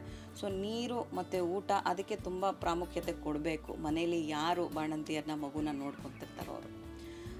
ಮತ್ತು ಬೇರೆ ಎಲ್ಲ ಈ ಪ್ರಾಬ್ಲಮ್ಸು ಹುಟ್ಕೊಳ್ಳೋದು ಅದಕ್ಕೆ. ಡಿಹೈಡ್ರೇಷನ್ ಆದರೆ ಆಬ್ವಿಯಸ್ಲಿ ನಮಗೆ ಮೂತ್ರ ವಿಸರ್ಜನೆ ಮಾಡೋದಕ್ಕೆ ಪ್ರಾಬ್ಲಮ್ ಆಗುತ್ತೆ. ಮತ್ತು ಕಾನ್ಸ್ಟಿಪೇಷನ್ ಆಗೋದು, ಪೈಲ್ಸ್ ಆಗೋದು, ಇದೆಲ್ಲ ಕಾಮನ್ ಆಗೋದು because of all these traditions where ಊಟ ರೆಸ್ಟ್ರಿಕ್ಟ್ ಮಾಡ್ತೀರಾ, ನೀರು ರೆಸ್ಟ್ರಿಕ್ಟ್ ಮಾಡ್ತೀರಾ. ಹೇಗೆ ಬಾಡಿ ಅದನ್ನು ಡೀಲ್ ಮಾಡೋದು ಸಡನ್ನಾಗಿ ಅಲ್ವಾ? ಈ ತಾಯಂದ್ರು ಪಾಪ ನಾರ್ಮಲ್ ಡೆಲಿವರಿ ಆಗಿರುತ್ತೆ, ಇಲ್ಲ ಸಿಸೇರಿಯನ್ ಆಗಿರುತ್ತೆ, ಅದೇ ಒಂದು ದೊಡ್ಡ ಬ್ಯಾಟಲ್ಲು ಆ್ಯಸ್ ಇಟ್ ಇಸ್. ಸೊ ಅದರ ಮೇಲೆ ಇಷ್ಟೊಂದೆಲ್ಲ ರೆಸ್ಟ್ರಿಕ್ಷನ್ಸ್ ಮಾಡಿಬಿಟ್ರೆ ಹೀಲ್ ಹೇಗಾಗೋದು, ಅವರು ರಿಕವರಿ ಹೇಗಾಗೋದು? ಸೊ ಇದನ್ನೆಲ್ಲನೂ ಸೈನ್ಸ್ ಪರ್ಸ್ಪೆಕ್ಟಿವಿಂದನೂ ಮನೇಲಿ ಎಲ್ಲರೂ ಯೋಚನೆ ಮಾಡ್ಕೊಂಡು ಬಿಟ್ರೆ ಎಲ್ಲರೂ ಖುಷಿಯಾಗಿರ್ತಾರೆ. ಆ ಲೇಹ್ಯ ಎಲ್ಲ ಬೇಕಾ? ಶುಂಠಿ ಪುಡಿ, ಲೇಹ್ಯ, ಮತ್ತೆ ದಿನ ಬಿಟ್ಟು ದಿನ ತಲೆ ಸ್ನಾನ ಮಾಡಿಸೋದು? ಇಲ್ಲ, ಖಂಡಿತ ಇಲ್ಲ. ಈಗ ನೋಡಿ, ನಾವು ಒಂದಿನ ಸ್ನಾನ ಮಾಡ್ಕೊಂಡಿಲ್ಲ ಅಂತ ಹೇಳಿದ್ರೆ ನಮಗೆಲ್ಲಿ ಆ ಫ್ರೆಶ್ನೆಸ್ ಅನ್ಸುತ್ತೆ ಅಲ್ವಾ? ಸೊ ಹಾಗೆ ಬಾಣಂತಿಯವರು ಕೂಡ ಎವ್ರಿ ಡೇ ಸ್ನಾನ ಮಾಡಿಸ್ಕೊಂಡ್ರೆ ಬೆಳಗ್ಗೆ ಒಂದು ಸೂಪರ್ ಮೆಂಟಲ್ ಬೂಸ್ಟ್ ಅವ್ರಿಗೆ. ಒಂದು ದಿನ ಶುರುವಾಯಿತು ಅಂತ ಲೆಕ್ಕಕ್ಕೆ ಬರುತ್ತೆ. ಇಲ್ಲ ಅಂತ ಹೇಳಿದ್ರೆ ಆ ಒದ್ದೆ ಸ್ವೆಟ್ಟಿ ಮೈಯೆಲ್ಲ ಇಟ್ಕೊಂಡು ದಿನ ಇಡೀ ರಾತ್ರಿ ಇಡೀ ಮಗುನ ಫೀಡ್ ಮಾಡೋದಕ್ಕೆ ಸಂಕಟ ಆಗುತ್ತೆ ಡೆಫಿನೆಟ್ಲಿ ಮದರ್ಸಿಗೆ. ಸೊ ದಿನ ಸ್ನಾನ ಮಾಡಿಸ್ಬೇಕು ಡೆಫಿನೆಟ್ಲಿ. ನೀವು ಮಾಡಿಸಿಲ್ಲ ಅಂದರೆ ಅವ್ರಿಗೆ ಮಾಡ್ಕೊಳಕ್ಕೆ ಬಿಟ್ಬಿಡಿ, ಇನ್ನೂ ಬೆಟರ್. ಆ್ಯಂಡ್ ದಿಸ್ ಬೆಳ್ಳುಳ್ಳಿ ಎಲ್ಲ ಅತಿಯಾಗಿ ತಿನ್ನೋದು ಅದೆಲ್ಲ ಬೇಕಾ ಬೆಚ್ಚಗಿಟ್ಕೊಳ್ಳೋಕ್ಕೆ ದೇಹಕ್ಕೆ? ಇಲ್ಲ, ಬೆಚ್ಚಗಿಟ್ಕೊಳ್ಳೋಕ್ಕೆ ಅಂತಲ್ಲ, ಬಟ್ ಎವಿಡೆನ್ಸ್ ಡೆಫಿನೆಟ್ಲಿ ಇದೆ ದಟ್ ಬೆಳ್ಳುಳ್ಳಿ, ಜೀರಿಗೆ, ಓಂಕಾಳು, ಸೋಂಪು ಇದೆಲ್ಲ ತಿನ್ನೋದ್ರಿಂದ ಎದೆ ಹಾಲು ಜಾಸ್ತಿ ಆಗುತ್ತೆ ಅನ್ನೋದು ಡೆಫಿನೆಟ್ಲಿ ಇದೆ. ಆ ರೀಸನ್ಗೋಸ್ಕರ ಡೆಫಿನೆಟ್ಲಿ ಮದರ್ಸ್ಗೆ ನೀವು ಆ ಥರ ಆಹಾರನ ಕೊಡೋದ್ರಿಂದ ಏನೂ ತಪ್ಪಿಲ್ಲ, ಒಳ್ಳೇದು ಇನ್ಫ್ಯಾಕ್ಟ್. ಆ್ಯಂಡ್ ತುಪ್ಪ ಕೂಡ ಲ್ಯಾಕ್ಟೇಷನ್ಗೆ ಹೆಲ್ಪ್ ಮಾಡುತ್ತಾ ಡಾಕ್ಟರ್? ಹೌದು ಡೆಫಿನೆಟ್ಲಿ ಹೆಲ್ಪ್ ಆಗುತ್ತೆ. ಅಗೇನ್ ಒಳ್ಳೆ ಫ್ಯಾಟ್ ಕಂಟೆಂಟ್ ಇರುತ್ತೆ. ಸೊ ಎದೆ ಹಾಲು ಕ್ವಾಲಿಟಿ ಕೂಡ ಚೆನ್ನಾಗಿರುತ್ತೆ. ಸೊ ಅದರಿಂದ ಮಕ್ಕಳು ಚೆನ್ನಾಗಿ ಗ್ರೋ ಆಗ್ತಾರೆ. ಓಕೆ ಡಾಕ್ಟರ್, ಅಜ್ಜಿ ಇನ್ನೊಂದು ಪ್ರಾಕ್ಟೀಸ್ ಹೇಳ್ತಾರೆ. ಒಂದು ಬಾಣಂತಿಯರು ಯಾವಾಗೂ ಮಲಗೇ ಇರಬೇಕು, ಇನ್ನೊಂದು ಮಲ್ಕೊಂಡಿರ್ಬೇಕಾದ್ರೆ ಮೇಲಿನ ಕಾಲು ಹೀಗೆ ಕ್ರಾಸ್ ಲೆಗ್ ಇರಬೇಕು ಅಂತ. ಇಲ್ದಿದ್ರೆ ಯೋನಿ ಟೈಟ್ ಆಗಲ್ಲ. ನಾರ್ಮಲ್ ಡೆಲಿವರಿ ಎಲ್ಲ ಆದಮೇಲೆ ಯೋನಿನ ಯೂಟ್ರಸ್ ಗೊತ್ತಿಲ್ಲ ಅಜ್ಜಿ ಪ್ರಕಾರ ಯಾವುದು ಅಂತ, but is it really true? So first question address ಮಾಡೋಣ. ಮಲ್ಲಿಗೆ ಇರಬೇಕು ಅನ್ನೋದು ಫಸ್ಟು ತೆಗೆದು ಹಾಕ್ಬಿಡ್ಬೇಕು. ಬಾಣಂತಿಯರು ನಾರ್ಮಲ್ ಡೆಲಿವರಿನೇ ಆಗಿರ್ಬೋದು, ಸಿಸೇರಿಯನ್ನೇ ಆಗಿರ್ಬೋದು, ಎಷ್ಟು ಬೇಗ ಆಕ್ಟಿವಿಟಿ ಶುರು ಮಾಡ್ತಾರೋ ಈ ಪೈಲ್ಸ್ ಆಗೋದು, ಕಾನ್ಸ್ಟಿಪೇಷನ್ ಆಗೋದು ಅರ್ಧ ತಪ್ಪುತ್ತೆ. ಬವಲ್ ಮೂವ್ಮೆಂಟ್ಸ್ ಆಗಬೇಕು ಅಂತ ಹೇಳಿದ್ರೆ ನೀವು ಓಡಾಡಬೇಕು ಅಲ್ವಾ? ಸೊ ಅದೆಲ್ಲ ಎಲ್ಲರಿಗೂ ಗೊತ್ತಿರುತ್ತೆ. ಸೊ ಹೀಗೆ ಮಲ್ಕೊಂಡೇ ಇದ್ಬಿಟ್ರೆ ಅಮ್ಮಂಗೆ ಆ ಬವಲ್ ಮೂವ್ಮೆಂಟ್ಸ್ ಎಲ್ಲ ಆಗಲ್ಲ. ಅದ್ರ ಮೇಲೆ ಇನ್ನು ಬೇರೆ ಸಂಪ್ರದಾಯಗಳು, ಫಾರ್ ಎಕ್ಸಾಂಪಲ್ ಊಟ ಕೊಡಲ್ಲ ಸರಿಯಾಗಿ, ನೀರು ಕೊಡಲ್ಲ ಅಂತ ಹೇಳಿದ್ರೆ ಮತ್ತೆ ಪೈಲ್ಸು, ಕಾನ್ಸ್ಟಿಪೇಷನ್ ಆಗೋದು ಇದೆಲ್ಲ ಆಗಿಬಿಡುತ್ತೆ. ಸೊ ಎಷ್ಟು ಬೇಗ ಎದ್ದು ಓಡಾಡೋಕ್ಕೆ ಶುರು ಮಾಡ್ತಾರೋ ಅವ್ರ ಕಾಲ್ ಮೇಲವರು, ಅಷ್ಟು ಬೇಗ ರಿಕವರಿ ಆಗುತ್ತೆ. ಕಾಲ್ ಮೇಲೆ ಕಾಲ್ ಕ್ರಾಸು. ಸೊ ಇದು ನೀವು ಕೇಳಿದಾದ್ಮೇಲಿಂದ ನನಗೆ ನಿಜವಾಗ್ಲೂ ಸಣ್ಣದಾಗಿ ಶಾಕ್ ಆಯಿತು. ಸೊ ಬೇಸಿಕ್ಲಿ ಈಗ ಮಲಗಿರೋದೇ ನಾನು ಬೇಡ ಅಂತ ಹೇಳ್ತಿರ್ಬೇಕಾದ್ರೆ ಇನ್ನು ಕಾಲ ಮೇಲೆ ಕಾಲು ಕ್ರಾಸ್ ಮಾಡಿಕೊಂಡು ಹೇಗೆ ಮಲಗೋಕ್ಕಾಗುತ್ತೆ? ಒಂದು ಇಂಪಾರ್ಟೆಂಟ್ ಕ್ವೆಶ್ಚನ್ನು ನಾನೇ ಕೇಳಬೇಕು ಅಂತಿರೋದು ಅಂದರೆ, ಮಗುಗೆ ಹಾಲು ಕುಡಿಸ್ಬೇಕಾದ್ರೆ ಸೈಡಿಗೆ ತಿರ್ಕೊಂಡು ಹಾಲು ಕುಡಿಸ್ಬೇಕು ಬಾಣಂತಿಯರು. ಕಾಲ ಮೇಲೆ ಕಾಲ್ ಕ್ರಾಸ್ ಮಾಡ್ಕೊಂಡ್ಬಿಟ್ರೆ ಹೆಂಗೆ ಸೈಡ್ಗೆಲ್ಲ ಓಡಾಡ್ತಾರೆ ಅಥವಾ ಟರ್ನ್ ಮಾಡೋಕ್ಕಾಗತ್ತೆ? ಲಾಜಿಕಲ್ ಕ್ವೆಶ್ಚನ್ ಅಲ್ವಾ? ಸೊ ಈ ಥರ ಪ್ರಾಕ್ಟೀಸಸ್ಸು ಸ್ವಲ್ಪ ಯೋಚನೆ ಮಾಡ್ಕೊಂಡು ಮಾಡಿದ್ರೆ ಬೆಟರ್. ಯಾಕಂದರೆ ಬ್ಯಾಕ್ಗ್ರೌಂಡ್ ಎವಿಡೆನ್ಸ್ ಏನೂ ಇಲ್ಲ. ಯೋನಿ ಟೈಟ್ ಆಗಬೇಕು ಅಂತ ಹೇಳಿದ್ರೆ ಈಗ ಆಲ್ರೆಡಿ ನಾರ್ಮಲ್ ಡೆಲಿವರಿ ಆಗೋಗ್ಬಿಟ್ಟಿದೆ ಅಲ್ವಾ? ಅದು ಹೀಲ್ ಆಗೋಕ್ಕೆ ಟೈಮ್ ಬೇಕಾಗುತ್ತೆ. ಆ ಥರ ಕ್ರಾಸ್ ಮಾಡ್ಕೊಂಡಿದ್ದ ತಕ್ಷಣ ಅಲ್ಲಿರೋ ಮಸ್ಕ್ಯುಲೇಚರ್ ಏನೋ ಕಾಂಟ್ರಾಕ್ಟ್ ಆಗಿಬಿಡೋದಿಲ್ಲ. ಇದು ಎಲ್ಲ ಸ್ಲೋ ಪ್ರೋಸೆಸ್ಸು, ಸಣ್ಣದಾಗಿ ಎಲ್ಲ ಹೀಲ್ ಆಗೋಕ್ಕೆ ಶುರು ಆಗುತ್ತೆ. ಸೊ ಈ ಪ್ರಾಕ್ಟೀಸಿಂದ ಡೆಫಿನೆಟ್ಲಿ ಯೋನಿ ಟೈಟ್ ಆಗುತ್ತೆ ಅಂತ ಎಲ್ಲೂ ಡೆಫಿನೆಟ್ಲಿ ಎವಿಡೆನ್ಸ್ ಇಲ್ಲ. ಸೊ ಬಾಣಂತಿಯರು ಆರಾಮಾಗಿರಬೇಕು, ಊಟ ಮಾಡಬೇಕು, ನೀರು ಕುಡಿಬೇಕು, ಮಗು ಚೆನ್ನಾಗಿರುತ್ತೆ, ಬಾಣಂತಿ ಚೆನ್ನಾಗಿರುತ್ತೆ. ಇದೇ ನಮ್ಮ ಸೈನ್ಸ್ ಹೇಳ್ಕೊಡೋದು. ಅದನ್ನು ಫಾಲೋ ಮಾಡಿಬಿಟ್ರೆ ಎಲ್ಲರಿಗೂ ಒಳ್ಳೇದು. ಓಕೆ, ಈಗ ಸ್ಪೆಸಿಫಿಕಲಿ ಸಿಟಿಯಲ್ಲಿ ಡೆಲಿವರಿ ಆಗಿರೋರ ಬಗ್ಗೆ ಒಂದು ಪ್ರಶ್ನೆ. ತುಂಬ ಜನ ಹಳ್ಳಿ ಕಡೆ ಓಕೆ, ಬಾಣಂತಿಗೆ ಮತ್ತು ಫಸ್ಟ್ ಟೈಮ್ ಸ್ನಾನ ಮಾಡಿಸ್ಬೇಕಾದ್ರೆ ಒಂದಷ್ಟು ಬಾಣಂತಿ ಸೊಪ್ಪು ಅಂತಲೇ ಸಿಗುತ್ತೆ, ಅದನ್ನೆಲ್ಲ ತೊಗೊಂಬಂದು ಹಾಕ್ತಾರೆ. ಸಿಟಿಯಲ್ಲಿ ಇಲ್ಲ ಅಂತ ತುಂಬ ಟೆನ್ಷನ್ ಮಾಡ್ಕೊಂಡ್ಬಿಡೋ ಅಂತ ತಾಯಿಯಂದ್ರನ್ನು ಕೂಡ ನಾನು ನೋಡಿದ್ದೀನಿ ಇನ್ ಮೈ ಸರ್ಕಲ್. ಸೊ ಅದನ್ನು ಹೇಗೆ ಡೀಲ್ ಮಾಡೋದು? ಮತ್ತು ಫಸ್ಟ್ ಆಫ್ ಆಲ್ ಅದು ಬೇಕಾ? ಸೊ ಬೇಸಿಕಲಿ ಇದನ್ನು ನಾನು ಹೇಗೆ ಅಡ್ರೆಸ್ ಮಾಡೋಕ್ಕೆ ಇಷ್ಟಪಡ್ತೀನಿ ಅಂತ ಹೇಳಿದ್ರೆ, ಯಾವುದೋ ವೆಕೇಷನ್ಗೆ ಹೋಗ್ತೀರಾ, ಅಲ್ಲಿ ಕಾಡು ಮಧ್ಯದಲ್ಲಿ ನಿಮಗೆ ಸ್ನಾನ ಮಾಡ್ಕೊಳ್ಳೋಕೆ ಇಷ್ಟ ಆಗುತ್ತಲ್ವ? ಸೊ ಮಾಡ್ಕೊಂಬಿಡಿ. ಈ ಸಂಪ್ರದಾಯದಿಂದ ಯಾರಿಗೂ ಏನೂ ತೊಂದರೆ ಇಲ್ಲ, ಮದರ್ಗೂ ಇಲ್ಲ ಮತ್ತು ಮಗುಗೂ ಇಲ್ಲ. ಸೊ ಮಾಡಿ. ಈ ಸೊಪ್ಪಿಂದ ಬಾಣಂತಿಯರಿಗೆ ಫ್ರೆಶ್ನೆಸ್ ಅನಿಸುತ್ತಾ, ಮಾಡಿಸಿ, ಏನೂ ತೊಂದರೆ ಇಲ್ಲ. ಐ ಥಿಂಕ್ ಈ ಸಂಪ್ರದಾಯ ನಂಗೆ ಇಷ್ಟ, ಚೆನ್ನಾಗಿದೆ ಇದು. ಬಟ್ ಲಾಸ್ ಅಂತ ಏನಿಲ್ಲ? ಡೆಫಿನೆಟ್ಲಿ ಲಾಸ್ ಇಲ್ಲ ಅಲ್ವಾ? ಯಾರಿಗೂ ಏನೂ ಅಪಾಯನೂ ಇಲ್ಲ, ಯಾರಿಗೂ ಏನೂ ಕಷ್ಟನೂ ಆಗ್ತಾ ಇಲ್ಲ. ಸೊ ಈ ಥರ ಇನ್ನಸೆಂಟ್ ಸಂಪ್ರದಾಯಗಳು ಚೆನ್ನಾಗಿರುತ್ತೆ ಮಾಡ್ಕೊಳ್ಳೋದ್ರಿಂದ. ಓಕೆ, ಸೊ ಈಗ ಒಂದಷ್ಟು ತುಂಬ ಕವರ್ ಮಾಡ್ಲಿಕ್ಕೆ ಕಷ್ಟ ಇದೆ ನಮ್ಮ ಎಪಿಸೋಡಲ್ಲೂ ಕೂಡ. ಸಾಧ್ಯವಾದಷ್ಟು ಯಾರ್ಯಾರೆಲ್ಲ ಏನೇನು ಫಾಲೋ ಮಾಡ್ತಾರೆ ಅದನ್ನು ವಿ ಹ್ಯಾವ್ ಕವರ್ಡ್ ಇಟ್. ಈಗ ಪುಟಾಣಿ ಮಗು ಬಗ್ಗೆ ಮಾತಾಡೋಣ. ನೀವು ನವಜಾತ ಶಿಶು ತಜ್ಞೆ ಆಗಿರೋದ್ರಿಂದ, ಮೊದಲನೇದಾಗಿ ದಿನ ಬಿಟ್ಟು ದಿನ ನೀರು ಹಾಕಬೇಕು ಮಗುಗೆ ಅಥವಾ ದಿನ ಹಾಕಬೇಕಾ? ಇದೇ ಕ್ವೆಶ್ಚನ್ ಮಾರ್ಕು. ಸೊ ಇದು ಸಿಂಪಲ್ಲು. ಯಾವ ಸೀಸನ್ ಇರುತ್ತೋ ಅದ್ರ ಮೇಲೆ ಪೇರೆಂಟ್ಸು ಡಿಸೈಡ್ ಮಾಡ್ಕೋಬೋದು. ಓಕೆ, ಬೇಸಿಗೆಗಾಲ ಅಂತ ಹೇಳಿದ್ರೆ ಆಬ್ವಿಯಸ್ಲಿ ಮಗುಗೆ ಶಕೆ ಆಗುತ್ತೆ ಜಾಸ್ತಿ. ಸೊ ದಿನ ಅವ್ರಿಗೂ ಸ್ನಾನ ಮಾಡಿಸಿದ್ರೆ ಅವರು ಕೂಡ ಫ್ರೆಶ್ ಆಗಿರ್ತಾರೆ. ಸೊ ದಿನ ಸ್ನಾನ ಮಾಡಿಸ್ಕೊಳ್ಳಿ. ಅದೇ ಚಳಿಗಾಲ ಬಂತ, ನೀರಲ್ಲಿ ತುಂಬ ಹೊತ್ತು ಸ್ನಾನ ಮಾಡಿಸೋದ್ರಿಂದ ಅವರ ಚರ್ಮದಲ್ಲಿರೋ ಲೇಯರು ಕೂಡ ಬೇಗ ಪೀಲ್ ಆಗಿಬಿಟ್ಟು ಡ್ರೈ ಆಗಿಬಿಡುತ್ತೆ. ಸೊ ಆವಾಗ ಬೇಕಾದ್ರೆ ದಿನ ಬಿಟ್ಟು ದಿನ ಸ್ನಾನ ಮಾಡಿಸ್ಕೊಂಡ್ರೆ better. Oil massage is a big question. Massage ಒಳ್ಳೇದು ಗೊತ್ತಿದೆ, ಮತ್ತು ಅದಕ್ಕೆ ಸುಮಾರಷ್ಟು ವಿಡಿಯೋಸು ನಮಗೆ ಸಿಗುತ್ತೆ. ಸರ್ಕ್ಯುಲರು, ಎಣ್ಣೆ ಹಚ್ಚಬೇಕಾದ್ರೆ ಸೈಕಲ್ ಮೋಷನಲ್ಲಿ ಮಾಡೋದು. ಕ್ವೆಶ್ಚನ್ ಇಸ್, ಯಾವ ಎಣ್ಣೆ ಹಚ್ಚಬೇಕು? ಇದರಲ್ಲಿ ನನ್ನ ಅಜ್ಜಿಯರ ಕಡೆ ಪರ್ಫೆಕ್ಟ್ ಆಗಿರೋ ಎಣ್ಣೆ ಅಂತ ಹೇಳಿದ್ರೆ ಕೊಬ್ಬರಿ ಎಣ್ಣೆ. ಓಕೆ, ಸೊ ಕೊಬ್ಬರಿ ಎಣ್ಣೆನ ಯೂಸ್ ಮಾಡ್ಕೊಳ್ಳಿ. ಯಾಕೆ ಅಂತ ಹೇಳಿದ್ರೆ, ಒಂದು ಇದು ಟೈಮ್ ಟೆಸ್ಟೆಡ್ಡು, ಮಕ್ಕಳಿಗೆ ರ್ಯಾಷಸ್ ಆಗೋ ಫೀಡ್ಬ್ಯಾಕ್ ಕೂಡ ತುಂಬ ಕಡಿಮೆ ಇದೆ ಮದರ್ಸ್ ಯೂಸ್ ಮಾಡ್ತಿರೋಂಥವ್ರು. ಇದು ಒಳ್ಳೆ ಆ್ಯಂಟಿ ಆಕ್ಸಿಡೆಂಟ್ಸ್ ಇರೋವಂಥ ಕೊಬ್ಬರಿ ಎಣ್ಣೆ ಇರೋದ್ರಿಂದ ಸ್ಕಿನ್ ಲೇಯರ್ಸ್ಗೆ ಡೆವಲಪ್ ಆಗೋಕ್ಕೆ ತುಂಬ ಹೆಲ್ಪ್ ಆಗುತ್ತೆ. ಸೊ ನನ್ನ ರೆಕಮೆಂಡೇಷನ್ ಡೆಫಿನೆಟ್ಲಿ ಕೊಬ್ಬರಿ ಎಣ್ಣೆ. ಮಕ್ಕಳ ಮಸಾಜ್ ಬಗ್ಗೆ ಇನ್ನೊಂದೇನು ಹೇಳೋಕ್ಕೆ ಇಷ್ಟಪಡ್ತೀನಿ ಅಂದರೆ, ತುಂಬ ಹೊತ್ತು ಎಣ್ಣೆ ಮಸಾಜ್ ಮಾಡಿಕೊಂಡು ಮಕ್ಕಳಿಗೆ ಅಳಿಸ್ಕೊಂಡು ಮಾಡೋದ್ರಿಂದ ಏನು ಪ್ರಯೋಜನ ಇಲ್ಲ. ಹೌದು, ಎಲ್ಲ ಮಕ್ಕಳು ಅಳ್ತಾರೆ. ಹೌದು, ಇದೊಂದು ಕಾಮನ್ ಕನ್ಸರ್ನ್. ಎಲ್ಲರೂ ಬಂದು ಹೇಳ್ತಾರೆ ಮಸಾಜ್ ಇಷ್ಟ ಆಗಲ್ಲ. ಚಾನ್ಸೇ ಇಲ್ಲ. ನೀವು ಮಗು ಕಾಮಾಗಿದ್ದಾಗ ಫೀಡಿಂಗ್ ಎಲ್ಲ ಮಾಡಿಸಿ ಆಟ ಆಡ್ತಿರ್ಬೇಕಾದ್ರೆ ಸಣ್ಣದಾಗಿ ಒಂದು 5 ನಿಮಿಷದಲ್ಲಿ ಮಾತಾಡಿಕೊಂಡು ಹಾಡು ಹೇಳ್ಕೊಂಡು ಮಸಾಜ್ ಮಾಡಿದ್ರೆ ಮಕ್ಕಳು ಡೆಫಿನೆಟ್ಲಿ ಅಳಲ್ಲ. ಒಂದು ಟೈಮ್ ಫಿಕ್ಸ್ ಮಾಡ್ಕೊಂಡ್ಬಿಡ್ತಾರೆ. ಬಾಣಂತರ ಮಾಡೋದಕ್ಕೆ ಒಬ್ಬರು ಅಜ್ಜಿ ಅಥವಾ ಆಂಟಿ ಬರ್ತಾರೆ. ಸೊ ಅವ್ರ ಟೈಮಿಗೆ ಫಿಕ್ಸ್ ಮಾಡ್ಕೊಳ್ಳೋಕ್ಕೆ ಮಕ್ಕಳನ್ನ ಅಳಿಸಿ ತುಂಬ ಬೆಚ್ಚಗಿರೋ ನೀರು ಹಾಕಿದ್ರೆ ಮಸಾಜ್ ಮಾಡೋ ಇಂಟೆನ್ಷನ್ನೇ ಹೋಯ್ತಲ್ಲಿಗೆ. ಸೊ ಮಸಾಜ್ ಮಾಡೋ ಇಂಟೆನ್ಷನ್ನು ಬಾಂಡಿಂಗ್ ಬೆಳೆಯೋದಕ್ಕೆ, ಮಗು ಎಂಜಾಯ್ ಮಾಡಲಿ, ಮಸಲ್ಸ್ ಎಲ್ಲ ಒಂದು ಸ್ವಲ್ಪ ರಿಲ್ಯಾಕ್ಸ್ ಆಗಲಿ ಅಂತ ಹೇಳಿ ಮಾಡೋದು ಮಸಾಜು. ಸೊ ಆ ಎಂಟೈರ್ ಇದನ್ನೇ ಡಿಫೀಟ್ ಆಗೋಗ್ಬಿಡುತ್ತೆ ಈ ಥರ ಎಲ್ಲ ಮಾಡಿಬಿಟ್ರೆ. ಸೊ ಮಸಾಜ್ ಮಾಡಬೇಕಾದ್ರೆ ಕೊಬ್ಬರಿ ಎಣ್ಣೆ ಯೂಸ್ ಮಾಡೋದಲ್ಲದೆ ತುಂಬ ಶಾರ್ಟಾಗಿ ಬ್ರೀಫಾಗಿ ಮಸಾಜ್ ಮಾಡಿಸ್ಬಿಟ್ಟು ಸ್ನಾನ ಮಾಡಿಸಿ ಮುಗಿಸ್ಬಿಡ್ಬೇಕು. ಆ್ಯಂಡ್ ಅದು ಅಳಿಸ್ತೀರಾ, ಯು ಹ್ಯಾವ್ ಟು. ಈಗ ಕರೆಕ್ಟ್ ನೀವು ಹೇಳೋದು, ಇಟ್ಸ್ ಆ್ಯಕ್ಚುಲಿ ಸ್ಟ್ರೈಕಿಂಗ್. ಈಗ ನಾವು ಎಲ್ಲ ಮಸಾಜ್ಗೆ ಹೋದ್ರೆ we want to feel relaxed ಅಲ್ವ. So is with the same with the child ಅನ್ಸುತ್ತೆ. ಈಗ ಇನ್ನೊಂದು, ಬಿಸಿ ನೀರು ಹಾಕಬೇಕು. ನೀರು ಹಾಕಬೇಕಾದ್ರೆ ಅಫ್ಕೋರ್ಸ್ ಕಾಲ್ ಮಧ್ಯೆ ನೀವು ಹೇಳ್ದಂಗೆ ಇಲ್ಲ ಅಜ್ಜಿ ಅಥವಾ ಆ ಬಾಣಂತನ ಮಾಡಕ್ಕೆ ಬರೋ ಆಂಟಿ ಕಾಲ್ ಮಧ್ಯೆ ಮಗುನ ಹಿಂಗೆ ಹಾಕಿ ತಲೆ ಕೆಳಗೆ ಹಾಕಿ ತಟ್ಟಿ ತಟ್ಟಿ ತಟ್ಟಿ ತಟ್ಟಿ ತಟ್ಟಿ ಒಂಥರ ಹೆದರಿಕೆ ಆಗುತ್ತೆ ಮದರ್ಸ್ಗೆ. ಅಯ್ಯಯ್ಯೋ ಇನ್ನು ತಲೆ ಎಷ್ಟು ಏನೋ ಎಳೆದಾಗಿದೆ ಅಂತ.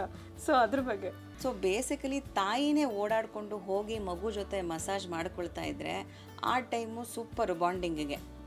ಸರಿ, ನಿಮ್ಗೆ ಆಗ್ತಾ ಇಲ್ಲ ಈ ಬಾಣಂತನಕ್ಕೆ, ನೀವು ಯಾರನ್ನೋ ಕರೆಸ್ತಾ ಇದ್ದೀರೋ ಅಂದರೂ ಕೂಡ ಎಣ್ಣೆ ಹಾಕಿ ಮಸಾಜ್ ಮಾಡಿಕೊಂಡು ಕಾಲ ಮೇಲೆ ಹಾಕ್ಕೊಂಡು ಜಾರ್ ಬಿಟ್ಟು ಮಗು ಕೆಳಗಡೆ ಬಿದ್ದರೆ ಗತಿ ಏನು? ಯಾರು ಹೊಣೆ ಅದು? ಸೊ ಅದನ್ನು ಸ್ವಲ್ಪ ನೋಡಿಕೊಂಡು ಮಾಡಿಸ್ಬೇಕು. ಅದಕ್ಕೆ ನಾನು ಹೇಳಿದ್ದು ಕ್ವಿಕ್ಕಾಗಿ ಮಾಡಿಸ್ಬೇಕು, ಬೇಗ ಮುಗಿಸ್ಬಿಡ್ಬೇಕು. ಮಗುನ ಅಳಿಸ್ಕೊಂಡು ಮಾಡಿಸ್ಕೊಂಡು ತುಂಬ ಹೊತ್ತು ಉಲ್ಟಾ ಎಲ್ಲ ಮಾಡಿ ಪಟ ಅಂತ ಹೊಡೆದು ಸಿಕ್ಕಾಪಟ್ಟ ಭಯ ಆಗುತ್ತೆ. ಯಾರಿಗಾದರೂ ಭಯ ಆಗುತ್ತೆ ನಮ್ಮ ಮಗುನ ಯಾರಾದರೂ ಹಂಗೆ ಹ್ಯಾಂಡಲ್ ಮಾಡ್ತಿದ್ರೆ. ಸೊ ನೀವೇನು ಮಾಡ್ಬೋದು ಅಂದರೆ ಅವರಿಗೆ ಜೆಂಟಲಾಗಿ ಸೂಕ್ಷ್ಮವಾಗಿ ಇನ್ಸ್ಟ್ರಕ್ಷನ್ಸ್ ಕೊಡ್ಬೋದು. ದಟ್ ನೀವು ಬೇಗ ಮಾಡಿ, ಇಷ್ಟೇ ಟೈಮಲ್ಲಿ ಮಾಡಿ, ಮಗುನ ಅಳಿಸ್ದೆ ಮಾಡಿ, ಆ ಥರ ಹೇಳಿಬಿಟ್ಟು ಮಾಡಿಸಿದಾಗ ಮಗು ಆರಾಮಾಗಿರುತ್ತೆ. ತುಂಬ ಬಿಸಿ ನೀರು ಅವಶ್ಯಕತೆ ಇಲ್ಲ ಮಗುಗೆ. ಇದರಿಂದ ಏನು ಪ್ರಯೋಜನ ಇಲ್ಲ. ಇನ್ಫ್ಯಾಕ್ಟ್ ಇದರಿಂದ ಸೈಡ್ ಎಫೆಕ್ಟ್ಸ್ ಜಾಸ್ತಿ. ಸಿಕ್ಕಾಪಟ್ಟೆ ಬಿಸಿಯಾಗಿರೋ ನೀರು ಮಕ್ಕಳ ಚರ್ಮ ಅಷ್ಟು ಸೆನ್ಸಿಟಿವ್. ಇರೋದೇ 1 ಲೇಯರು, ನಮ್ಮಲ್ಲಿ 4 ಲೇಯರ್ ಇರುತ್ತೆ ಚರ್ಮದಲ್ಲಿ. ಮಕ್ಕಳಿಗೆ ಹುಟ್ಟುಡ್ತಾ ಒಂದೇ ಲೇಯರ್ ಇರುತ್ತೆ. ಬಿಸಿ ನೀರು ಹಾಕಿದಾಗ ಅದೆಲ್ಲ ಪೀಲ್ ಹಾಕೊತ ಹೋಗುತ್ತೆ, ಡ್ರೈನೆಸ್ ಆಗುತ್ತೆ, ಅದ್ರ ಮೇಲೆ ರ್ಯಾಷಸ್ ಆಗುತ್ತೆ. ಆಮೇಲೆ ಕರ್ಕೊಂಬರ್ತಾರೆ ಡಾಕ್ಟ್ರೇ ರ್ಯಾಷಸ್ ಆಗೋಯ್ತು, ಇದಕ್ಕೇನಾದರೂ ಲೋಷನ್ ಕೊಡಿ ಅಂತ. ಇದನ್ನು ಪ್ರಿವೆಂಟ್ ಮಾಡಬೇಕು ಅಂತ ಹೇಳಿದ್ರೆ ಉಗುರು ಬೆಚ್ಚಗಿರೋ ನೀರು. ನೀವು ಎಷ್ಟು ಉಗುರು ಬೆಚ್ಚಗಿರೋ ನೀರಲ್ಲಿ ಸ್ನಾನ ಮಾಡೋಕ್ಕೆ ಇಷ್ಟಪಡ್ತೀರಾ ರಿಲ್ಯಾಕ್ಸ್ಡಾಗಿ, ಮಕ್ಕಳು ಕೂಡ ಹಾಗೆ ಅವರಿಗೂ ಉಗುರು ಬೆಚ್ಚಗಿರೋ ನೀರಲ್ಲಿ ಹಾಕಿ ಸ್ನಾನ ಮಾಡಿಸಿ ಡ್ರೈ ಮಾಡಿ ಆಮೇಲೆ ಮಾಯಿಶ್ಚರೈಸರ್ ಯೂಸ್ ಮಾಡಿಬಿಡ್ಬೋದು. ತಲೆ ಶೇಪ್ ಬರಬೇಕು ಅಂತ ನೀರು ಹಾಕ್ದಾಗ ತಟ್ತಾನೇ ಇರ್ತಾರಲ್ಲ ಡಾಕ್ಟರ್, ಹಿಂಗೆ ತಟ್ಟಿ ತಟ್ಟಿ ತಟ್ಟಿ ತಟ್ಟಿ, ಅದಕ್ಕೆ ಏನು ಹೇಳ್ತೀರಾ? Should we do? ಹಾಗೆಲ್ಲ ಶೇಪ್ ಮಾಡ್ಕೊಳ್ಳೋದಾಗಿರದೆ ಎಲ್ಲರ ತಲೆ ಶೇಪು ಚೆನ್ನಾಗಿರ್ಬೇಕಿತ್ತಲ್ವ, ಇವಾಗ ಇಲ್ಲ ಅಲ್ವಾ? ಸೊ ಅದು ಶೇಪ್ ಬರೋದು ಮಕ್ಕಳು ಯಾವ ರೀತಿ ಮಲ್ಕೊತಾರೆ ಅದ್ರ ಮೇಲೆ ಬರುತ್ತೆ. ನೀರಿಂದ ಹಾಕಿ ತಟ್ಟೋದ್ರಿಂದ ಮಗು ಶೇಪ್ನ ನೀವು ಚೇಂಜ್ ಮಾಡೋದಕ್ಕೆ ಆಗೋದಿಲ್ಲ. ಜೋಳಿಗೆ ಸೂಪರ್. ಈಗ ನಮ್ಮ ಅಜ್ಜಿ ಅಂದರೆ ಇದನ್ನೆಲ್ಲ ಯೂಸ್ ಮಾಡ್ತಿರೋದಕ್ಕೆ ಅಬ್ಸಲ್ಯೂಟ್ಲಿ ಥಮ್ಸ್ ಅಪ್ ಕೊಡ್ತೀನಿ. ಜೋಳಿಗೆಯಲ್ಲಿ ಮಗುಗೆ ಹಾಕಿದಾಗ ಆ ರಾಕಿಂಗ್ ಮೂಮೆಂಟ್ಸಿಗೆ ಮಕ್ಕಳು ಚೆನ್ನಾಗಿ ನಿದ್ದೆ ಮಾಡ್ತಾರೆ. ಯಾಕಂದರೆ ಮಗು ಗರ್ಭದಲ್ಲಿದ್ದಾಗ ತಾಯಿ ಓಡಾಡ್ತಿರ್ಬೇಕಾದ್ರೆ ಮಗುಗೆ ಯಾವಾಗಲೂ ಇಂದ ಮೋಷನ್ ಇದ್ದು ಅಭ್ಯಾಸ. ಸೊ ಜೋಳಿಗೆನಲ್ಲಿ ಆ ಎನ್ವಿರಾನ್ಮೆಂಟ್ನ ನೀವು ಸಿಮ್ಯುಲೇಟ್ ಮಾಡಿ ಆವಾಗ ಮಗು ಚೆನ್ನಾಗಿ ನಿದ್ದೆ ಹೋಗುತ್ತೆ ಹೊರತು ಅದರಿಂದ ತಲೆ ಶೇಪು ಮತ್ತೆ ಏನೂ ಅಫೆಕ್ಟ್ ಆಗಲ್ಲ. ಚೆನ್ನಾಗಿ ನಿದ್ದೆ ಮಾಡಿಸೋದಕ್ಕೆ ಅದೊಂದು ಒಳ್ಳೆ ಮೆಥಡು. ಬಟ್ ತಲೆ ಶೇಪ್ ಮಾಡಿಸೋದಕ್ಕೆ ಪಿಲ್ಲೋ ಇಂದ ಸರಿ ಹೋಗುತ್ತೆ ಅನ್ನೋ ಯಾವುದೇ ಎವಿಡೆನ್ಸ್ ಇಲ್ಲ. ಈ ಚಪ್ಪಟೆ ಹೊಡೆಯೋದು ತಲೆನ ಅಂತ ಹೇಳ್ತೀವಲ್ಲ, ಫ್ಲ್ಯಾಟ್ ಹೆಡ್ ಅಂತ, ಅದು ಪಿಲ್ಲೋಸ್ನ ಯೂಸ್ ಮಾಡಿದ್ರೆ ಪ್ರಿವೆಂಟ್ ಮಾಡ್ಲಿಕ್ಕೆ ಆಗಲ್ಲ. ಮಗುನ ಸೈಡ್ಗೆ ಹಾಕಿ ಮಲಗಿಸೋದ್ರಿಂದ ಆ ಚಪ್ಪಟೆ ಹೊಡೆಯೋದನ್ನ ಪ್ರಿವೆಂಟ್ ಮಾಡ್ಬೋದು. ಓಕೆ, ಸೊ ಯಾವ ಫ್ರೀಕ್ವೆನ್ಸಿಯಲ್ಲಿ ಮಾಡಬೇಕು? ಈಗ ಮಗುಗೆ ಎಸ್ಪೆಷಲಿ ಬಲಗಡೆ ಮಲ್ಕೊಳ್ಳೋ ಅಭ್ಯಾಸ ಸುಮಾರು ಮಕ್ಕಳಿಗಿರುತ್ತೆ. ಸೊ ಮಗು ಹಾಲು ಕುಡಿಸಿದ ತಕ್ಷಣ ಬಲಗಡೆ ಹೋಗಿ ಮಲ್ಕೊಂಡಾಗ ತುಂಬ ಡೀಪಾಗಿ ನಿದ್ದೆ ಹೋದ್ಮೇಲೆ ಒಂದು ಸೈಡ್ಗೆ ಇನ್ನೊಂದು ಸೈಡ್ಗೆ ಶಿಫ್ಟ್ ಮಾಡ್ಬೋದು, ಅಥವಾ ಸೀದಾ ಮಲಗಿಸ್ಬೋದು. ಆ ಥರ ಚೇಂಜ್ ಮಾಡ್ಕೊತಾ ಇದ್ರೆ, ಶಿಫ್ಟ್ ಮಾಡ್ಕೊತಾ ಇದ್ರೆ ಮಕ್ಕಳ ತಲೆ ಚಪ್ಪಟೆ ಹೊಡೆಯೋದು ಪ್ರಿವೆಂಟ್ ಆಗುತ್ತೆ. ಇನ್ನೊಂದು, ಈಗ ಸ್ನಾನ ಮಾಡಿಸ್ಬೇಕಾದ್ರೆ ಪುಟ್ಟ ಮಕ್ಕಳಿಗೆ ಹಿಂಗೆ ಮೂಗು ಎತ್ತುತ್ತಾರೆ, ಮೂಗು ಚೆನ್ನಾಗಿ ಶೇಪ್ ಬರುತ್ತೆ ಅಂತ, ನಿಜಾನ ಅದು? ಮೂಗು ಎತ್ತೋದ್ರಿಂದ ಎಲ್ಲರದು ಮೂಗು ಚೆನ್ನಾಗಿರೋದಾಗಿದ್ರೆ ಈಗ ನಮ್ಮ ಜನ್ರೇಷನ್ ಅವ್ರು ಎಲ್ಲರಿಗೂ ರಾಜ್ಕುಮಾರ್ ಥರ ಮೂಗಿರ್ಬೇಕಿತ್ತು, ಯಾರಿಗೂ ಇಲ್ಲ ಅಲ್ವೇನ್ರಿ? ಸೊ ಬೇಸಿಕ್ಲಿ ಏನು ಯಾಕೆ ಇದು ಶುರು ಮಾಡಿರೋದು ಅಂತ ಹೇಳಿದ್ರೆ, ಮೂಗು ಎತ್ತೋದ್ರಿಂದ ಒಂದು ಶಾರ್ಪ್ ಆಗುತ್ತೆ, ಇನ್ನೊಂದು ಬ್ಯೂಟಿಫುಲ್ ಆಗಿರ್ತಾರೆ ಹೆಣ್ಮಕ್ಳು ಅನ್ನೋ ಪದ್ಧತಿಗೆ ಶುರು ಮಾಡಿದ್ರು. ಬಟ್ ಆ್ಯಕ್ಚುಲಿ ಏನು ಗೊತ್ತಾ, ರಿಯಾಲಿಟಿ ಹುಟ್ಟಿದ ಮಕ್ಳು ಎಲ್ಲರ ಮೂಗು ಮಂಡಾನೇ ಇರುತ್ತೆ. ಯಾಕಂದರೆ ಮೂಗಿನ ಭಾಗದಲ್ಲಿರೋ ಈ ಕಾರ್ಟಿಲೇಜು ಬೋನು ಇನ್ನೂ ಫಾರ್ಮ್ ಆಗಿರೋದಿಲ್ಲ, ಅದು ಸ್ಲೋ ಆಗಿ ಫಾರ್ಮ್ ಆಗುತ್ತೆ. ಸೊ ನೀವು ಆ್ಯಕ್ಚುಲಿ ಈ ಟ್ರೆಡಿಷನ್ ಮಾಡೋದ್ರಿಂದ ಆ ಕಾರ್ಟಿಲೇಜ್ ಫಾರ್ಮ್ ಆಗ್ತಿರೋ ಪ್ರೋಸೆಸ್ಗೆ ನೀವು ಇಂಟರ್ಫಿಯರ್ ಮಾಡ್ದಂಗೆ. ಓಕೆ. ಸೊ ಆ್ಯಕ್ಚುಲಿ ಸ್ವಲ್ಪ ಮೂಗು ಸೈಡಿಗೆ ಹೋಗಿ ಬೆಳ್ಕೊಳ್ಳೋದು ಶುರು ಆಗುತ್ತೆ ಈ ಜಾಸ್ತಿ ಮೂಗೆತ್ತೋ ಟ್ರೆಡಿಷನಿಂದ. ಇದನ್ನು ನಾವು ಡಿವಿಯೇಟೆಡ್ ನೇಸಲ್ ಸೆಪ್ಟಮ್ ಅಂತ ಕೂಡ ಹೇಳ್ತೀವಿ. ನನ್ನ ಹಸ್ಬೆಂಡ್ಗೂ ಇದೆ ಇದೇ ಥರ ಮೂಗು ಎತ್ತಿ ಎತ್ತಿ ಎತ್ತಿ. ಸೊ ಈ ಮೂಗು ಎತ್ತೋದ್ರಿಂದ ಜಾಸ್ತಿ ಒಳ್ಳೆ ಎಫೆಕ್ಟ್ಗಿಂತ ನೆಗೆಟಿವ್ ಎಫೆಕ್ಟ್ ಜಾಸ್ತಿ ಇರೋದ್ರಿಂದ ಬೆಟರ್ ಅವಾಯ್ಡ್ ಮಾಡೋದು. ಓಕೆ. ಮತ್ತು ಇಲ್ಲಿ ವಸುಡ್ ಹತ್ರ ಕೂಡ ಇನ್ನು ಹಲ್ಲೆಲ್ಲ ಆಫ್ಕೋರ್ಸ್ ಬಂದಿರಲ್ವಲ್ಲ, ಹಿಂಗೆ ಪ್ರೆಸ್ ಮಾಡೋದು ಸೊ ದಟ್ ಉಬ್ಬು ಹಲ್ಲು ಬರದೇ ಇರುತ್ತೆ ಅಂತ. ಅಲ್ಲ, ಪ್ರೆಸ್ ಮಾಡೋದ್ರಿಂದ ಮಗುಗೆ ಚೆನ್ನಾಗಿ ಅನಿಸುತ್ತೆ, ಬಟ್ ಉಬ್ಬು ಹಲ್ಲು ಪ್ರಿವೆಂಟ್ ಆಗುತ್ತೆ ಅಂತ ಡೆಫಿನೆಟ್ಲಿ ಯಾವ ಎವಿಡೆನ್ಸ್ ಕೂಡ ಇಲ್ಲ. ಓಕೆ. ಸ್ನಾನದ ನಂತರ ಸಾಂಬ್ರಾಣಿ ಹಾಕೋದು, ಸೊ ಅದಕ್ಕೇನಾದರೂ ಸೈನ್ಸ್ ಇದೆಯಾ? ಡೆಫಿನೆಟ್ಲಿ ಇದೆ, but against this tradition. So ಸಾಂಬ್ರಾಣಿ ಧೂಪ ನಾವು ಯಾವಾಗ ಆ ಗ್ಯಾಸಸ್ ಅಥವಾ ಫ್ಯೂಮ್ಸ್ ಏನು ಬರುತ್ತಲ್ವ, ಅದು ಆ್ಯಕ್ಚುಲಿ ಬರ್ನ್ ಆಗಿ ಬರೋದ್ರಲ್ಲಿ ಸುಮಾರು ಕೆಮಿಕಲ್ಸ್ ಇದೆ. Sulphur dioxide, carbon dioxide, methane ಮತ್ತು ಮರ್ಕ್ಯುರಿ ಅನ್ನೋ ಗ್ಯಾಸಸ್ಸು ಈ ನಮ್ಮ ಬ್ಯಾಂಗ್ಳೂರ್ ಟ್ರಾಫಿಕ್ ಪೊಲ್ಯೂಷನ್ನ ನೀವೇ ಮನೇಲಿ ಇನ್ಹೇಲ್ ಮಾಡಿಸ್ದಂಗೆ ಇದು ಬಾಣಂತಿಯರಿಗೆ ಮತ್ತು ಮಕ್ಕಳಿಗೆ. ಸೊ ಇನ್ಹೇಲ್ ಮಾಡಿದಾಗ ಮಕ್ಕಳೇ ಫಸ್ಟ್ ಎಫೆಕ್ಟ್ ಹೇಳಿಬಿಡ್ತೀನಿ. ಈ ಗ್ಯಾಸಸ್ ಒಳಗಡೆ ಹೋದಾಗ ನಮ್ಮ ಲಂಗ್ಸ್ ಅಥವಾ ಶ್ವಾಸಕೋಶ ಅಂತ ಏನು ಹೇಳ್ತೀವಿ, ಅದ್ರ ಒಳಗಡೆ ಇರೋ ಸಣ್ಣ ಬ್ರಾಂಕಿಯೋಲ್ಸು ಕನ್ಸ್ಟ್ರಿಕ್ಟ್ ಆಗೋಕ್ಕೆ ಶುರು ಆಗುತ್ತೆ. ಈ ಮಕ್ಕಳಿಗೆ ಆಮೇಲೆ ಉಸಿರಾಡೋಕ್ಕೆ ತೊಂದರೆ ಆಗೋದು, ಬ್ರಾಂಕ್ಯೋಲೈಟಿಸ್ ಆಗೋದು, ವೀಸಿಂಗ್ ಆಗೋದು, ಅಸ್ತಮಾ ದೊಡ್ಡವರಾಗಿ ಆಗೋದು, ಇದೆಲ್ಲ ಇನ್ಸಿಡೆಂಟ್ಸ್ ನಾವೇ ಜಾಸ್ತಿ ಮಾಡಿಸ್ದಂಗೆ. ಸಿಮಿಲರ್ಲಿ ಬಾಣಂತಿಯರಿಗೂ ಕೂಡ ಈ ಎಲ್ಲ ಗ್ಯಾಸಸ್ ಇನ್ಹೇಲ್ ಮಾಡಿದ್ರೆ ಫೈನಲಿ ಅಫೆಕ್ಟ್ ಆಗ್ತಿರೋದು ನಮ್ಮ ಲಂಗ್ಸು, ನಾವೇ ಹೋಗಿ ಕಾಯಿಲೆ ಕೊಟ್ಟಂಗೆ ಇದು. ಸೊ ಇದೊಂದನ್ನು ಡೆಫಿನೆಟ್ಲಿ ಅವಾಯ್ಡ್ ಮಾಡಬೇಕು. ಅದ್ರ ಬದಲು ಪ್ಲೇನ್ ಸ್ಟೀಮ್ ಇನ್ಹಲೇಷನ್ ಮಾಡಿಸ್ಬೋದು ಬೇಕಾದರೆ. ಓಕೆ. ಅಷ್ಟು ನಿಮಗೆ ಈ ಟ್ರೆಡಿಷನ್ನ ನೀವು ಫಾಲೋ ಮಾಡಬೇಕು ಅಂತ ಹೇಳಿದ್ರೆ ಸ್ಟೀಮ್ ಇನ್ಹಲೇಷನ್ ಮಾಡಿಸ್ಕೊಳ್ಳಿ. ಅದರಿಂದ ತಾಯಿಗೂ ಒಂದು ಸ್ವಲ್ಪ ಶಾಖ ಕೊಟ್ಟಂಗಾಗುತ್ತೆ, ಸ್ವಲ್ಪ ಇನ್ಫ್ಲಮೇಷನ್ ಎಲ್ಲ ಕಡಿಮೆ ಆದಕ್ಕೆ ಇದನ್ನು ಶುರು ಮಾಡಿದ್ದು. ಅದಕ್ಕೋಸ್ಕರ ಬೇಕಾದರೆ ನೀವು ಇದನ್ನು ಯೂಸ್ ಮಾಡ್ಬೋದು. ಬಟ್ ಸಾಂಬ್ರಾಣಿ ಧೂಪ ಡೆಫಿನೆಟ್ಲಿ ಮಕ್ಳಿಗಂತೂ 100% ಮಾಡಬಾರ್ದು. ಇನ್ನೊಂದು, ಸ್ನಾನದ ನಂತರ ಅಥವಾ ಕೆಲವ್ರ ಮನೇಲಿ ಸ್ನಾನಕ್ಕೆ ಮುಂಚೆ ಮಗುಗೆ ಸುತ್ಕಾರ ಹಾಕ್ತಾರೆ. ಜಾಕಾಯಿ, ಬಜೆ ಬಂಗಾರ ಅಂತ ಹಾಕ್ತಾರೆ, ಆಮೇಲೆ ಕಾಳುಮೆಣಸು, ಕಲ್ಲುಪ್ಪು, ಹೀಗೆ ಸುಮಾರಷ್ಟು ಬೇರ್ಗಳನ್ನು ಹಾಕ್ತಾರೆ. ಅದು ಓಕೆನಾ? ಇದನ್ನು ನಾನು ಹೇಗೆ ಹೇಳಕ್ಕೆ ಇಷ್ಟಪಡ್ತೀನಿ ಅಂದರೆ, ಮಗು ಹುಟ್ಟಿ ಬರೀ ಎದೆ ಹಾಲು ಕುಡಿಸ್ಬೇಕು ಅಂತ ನಮ್ಮ ಮುತ್ತಜ್ಜಿ ನಮ್ಮ ಮುತ್ತಂದ್ರೆ ಹೇಳ್ತಾರೆ. ಯಾಕೆ ಅಂತ ಸೈಂಟಿಫಿಕ್ ರೀಸನ್ ಇದೆ. ನಮ್ಮ ಹುಟ್ಟಿದ ಮಕ್ಕಳ ಅನ್ನನಾಳಕ್ಕೆ ಮೆಚುರಿಟಿ ಇರೋದಿಲ್ಲ. ಅದ್ರ ಒಳಗಡೆ ಇರೋ ಡೈಜೆಸ್ಟಿವ್ ಜ್ಯೂಸಸ್ ಕ್ವಾಂಟಿಟಿ ಕಡಿಮೆ ಇರುತ್ತೆ, ಡೈಜೆಸ್ಟ್ ಮಾಡ್ಕೊಳ್ಳೋವಂಥ ಎನ್ಸೈಮ್ಸ್ ಕಡಿಮೆ ಇರುತ್ತೆ, ಅನ್ನನಾಳದ ಮೊಟಿಲಿಟಿ ಇನ್ನೂ ಕರೆಕ್ಟಾಗಿ ಫಾರ್ಮ್ ಆಗಿರಲ್ಲ. ಅದಕ್ಕೆ ಶಕ್ತಿ ಇರೋದು ಬರೀ ಎದೆ ಹಾಲನ್ನು ಡೈಜೆಸ್ಟ್ ಮಾಡ್ಕೊಳ್ಳೋಷ್ಟು. ಅದಕ್ಕೆ ಅಲ್ವಾ WHO ಅಂತ ಆರ್ಗನೈಸೇಷನು 6 ತಿಂಗಳ ಬರೀ ಎದೆ ಹಾಲನ್ನೇ ಕೊಡಿ, ಬೇರೆ ಏನು ಕೊಡಬೇಡಿ ಅಂತ ಹೇಳೋದು ಇದೇ ರೀಸನ್ಗೆ. ಬಟ್ ಮಧ್ಯದಲ್ಲಿ ಏನಾಯಿತು, ಈಗ ಹೊಟ್ಟೆ ನೋವು ಬರುತ್ತೆ, ಹೊಟ್ಟೆ ನೋವು ಬಂದೇ ಬರುತ್ತೆ ಮಕ್ಕಳಿಗೆ. 4 ರಿಂದ 6 ತಿಂಗಳ ತನಕ ಕೋಲಿಕ್ ಅಂತ ನಾವೇನು ಹೇಳ್ತೀವಿ, ಈ ಅನ್ನನಾಳದ ಇಮ್ಮೆಚುರಿಟಿಯಿಂದನೇ ಅದು ಬರೋದು. ಅದನ್ನು ಟ್ರೀಟ್ ಮಾಡೋದಕ್ಕೆ ಅಂತ ಇದು ಉತ್ಪತ್ತಿ ಆಗಿರೋದು. ಬಟ್ ಇದರಿಂದ ನೀವು ಏನು ಹೆಲ್ಪ್ ಮಾಡಲ್ಲ ಮಗುಗೆ. ಇನ್ಫ್ಯಾಕ್ಟ್ ಅಲ್ಲಿ ಬೆಳೀತಾ ಇರೋ ಒಳ್ಳೆ ಬ್ಯಾಕ್ಟೀರಿಯಾನೂ ಕೂಡ ನೀವು ಹೋಗಿ ಡಿಸ್ಟರ್ಬ್ ಮಾಡ್ತೀರಾ ಇದನ್ನೆಲ್ಲ ಮಾಡಿದಾಗ. ಸೊ ಮಗುಗೆ ನ್ಯಾಚುರಲ್ ಆಗಿ ನೀವು ಹೇಳ್ತಿರೋದೆಲ್ಲ ನ್ಯಾಚುರಲ್ ಆಗಿ ಮಾಡಿ ಅಂತಲ್ವಾ. ಸೊ ಬರೀ ಎದೆ ಹಾಲೆ ಕುಡಿಯೋಕ್ಕೆ ಬಿಡಬೇಕಲ್ವಾ ಆ ಲೆಕ್ಕಕ್ಕೆ. ಸೊ ಈ ಸುತ್ಕಾರ ಹಾಕೋದ್ರಿಂದ ಡೆಫಿನೆಟ್ಲಿ ಮಗುಗೆ ಏನು ಹೆಲ್ಪ್ ಅಂತೂ ಇಲ್ಲ, ಹಾರ್ಮ್ಫುಲ್ ಎಫೆಕ್ಟ್ಸ್ ಡೆಫಿನೆಟ್ಲಿ ಕಾಣಿಸ್ಕೊಳ್ಬೋದು, ಚಾನ್ಸಸ್ ಡೆಫಿನೆಟ್ಲಿ ಇರುತ್ತೆ. ಓಕೆ. ಸುತ್ಕಾರದ ಬಗ್ಗೆ ಹೇಳಿದ್ರಿ. ಕೆಲವು ಸತಿ ತಾಯಿಗೆ ಹಾಲು ಸಾಕಾಗಲ್ಲ ಅಂತ ಹೇಳಿ ಪ್ಯಾಕೆಟ್ ಹಾಲು ಕೊಡ್ತಾರೆ. ಕಾಯಿಸ್ಬಿಟ್ರೆ ಅದರದ್ದು ಇದು ಕಷ್ಟ ಆಗುತ್ತೆ ಮಗುಗೆ ಜೀರ್ಣ ಮಾಡ್ಕೊಳ್ಳೋಕ್ಕೆ ಅಂತ ರಾ ಮಿಲ್ಕ್ ಒಂದು ಹೊಳಲೆ ಮಗುಗೆ ಚೆನ್ನಾಗಿ ನಿದ್ದೆ ಬರುತ್ತೆ ಅಂತ, ಅದು ಮಾಡ್ಬೋದಾ? ಡೆಫಿನೆಟ್ಲಿ ಇಲ್ಲ. ರಾ ಮಿಲ್ಕ್ ಅಂತೂ ಈಸ್ ನಮ್ಮ ಭಾಷೆಲಿ ಕಾಂಟ್ರಾ ಇಂಡಿಕೇಟೆಡ್ ಅಂತ ಹೇಳ್ತೀವಿ. ಈ ಹಳೆ ಕಾಲದಲ್ಲಿ ಎದೆ ಹಾಲು ಬರ್ತಿಲ್ಲ ಅಂತ ಹೇಳಿದ್ರೆ ಹೋಗಿ ಗೋಟ್ ಮಿಲ್ಕ್ ಕುಡಿಸ್ತಾ ಇದ್ರು. ಆ ಥರ ನೀವು ಮಾಡ್ದಂಗೆ. ಅಂದರೆ ನೀವು ಇಷ್ಟೆಲ್ಲ ಮುಂದುವರೆದು ಹೋಗಿ ಹಿಂದೆ ಏನು ಮಾಡ್ತಿದ್ರು ಪ್ರಾಕ್ಟೀಸು, ಆ ಪ್ರಾಕ್ಟೀಸ್ ಮಾಡ್ದಂಗೆ ಲೆಕ್ಕ. ರಾ ಮಿಲ್ಕು ಅಂದರೆ ಅನ್ಪ್ಯಾಶ್ಚರೈಸ್ಡ್ ಮಿಲ್ಕು.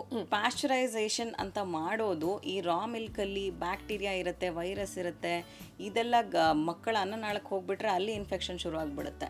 ಸೊ ಅದಕ್ಕೆ ರಾ ಮಿಲ್ಕ್ ಆಗಲಿ ಯಾವುದೇ ಕೌಸ್ ಮಿಲ್ಕ್ ಆಗಲಿ ಹುಟ್ಟಿದ ಮಕ್ಕಳಿಗೆ ಖಂಡಿತ ಕೊಡಬಾರ್ದು. Cow's milk protein allergy, lactose intolerance ಇದೆಲ್ಲ ಎಲ್ಲರಿಗೂ ಗೊತ್ತಿರೋವಂಥ ವಿಷಯ. ಇದರಿಂದ ಏನಕ್ಕೆ ಮಕ್ಕಳಿಗೆ ಅಪಾಯಕಾರಿ ಅಂತ ಹೇಳಿದ್ರೆ, ಮಕ್ಕಳ ಕಿಡ್ನಿ ಇನ್ನೂ ಇಮ್ಮೆಚೂರ್. ಈ ರಾ ಮಿಲ್ಕಲ್ಲಿ ಪ್ರೋಟೀನ್ ಲೋಡ್ ತುಂಬ ಜಾಸ್ತಿ ಇರುತ್ತೆ. ಈ ಪ್ರೋಟೀನ್ ಲೋಡು ಮಕ್ಕಳ ಸಣ್ಣ ಕಿಡ್ನಿ ಮೇಲೆ ಬಿತ್ತು ಅಂತ ಹೇಳಿದ್ರೆ ಕಿಡ್ನಿಗೆ ಎಫೆಕ್ಟ್ ಆಗೋ ಚಾನ್ಸ್ ಇರುತ್ತೆ.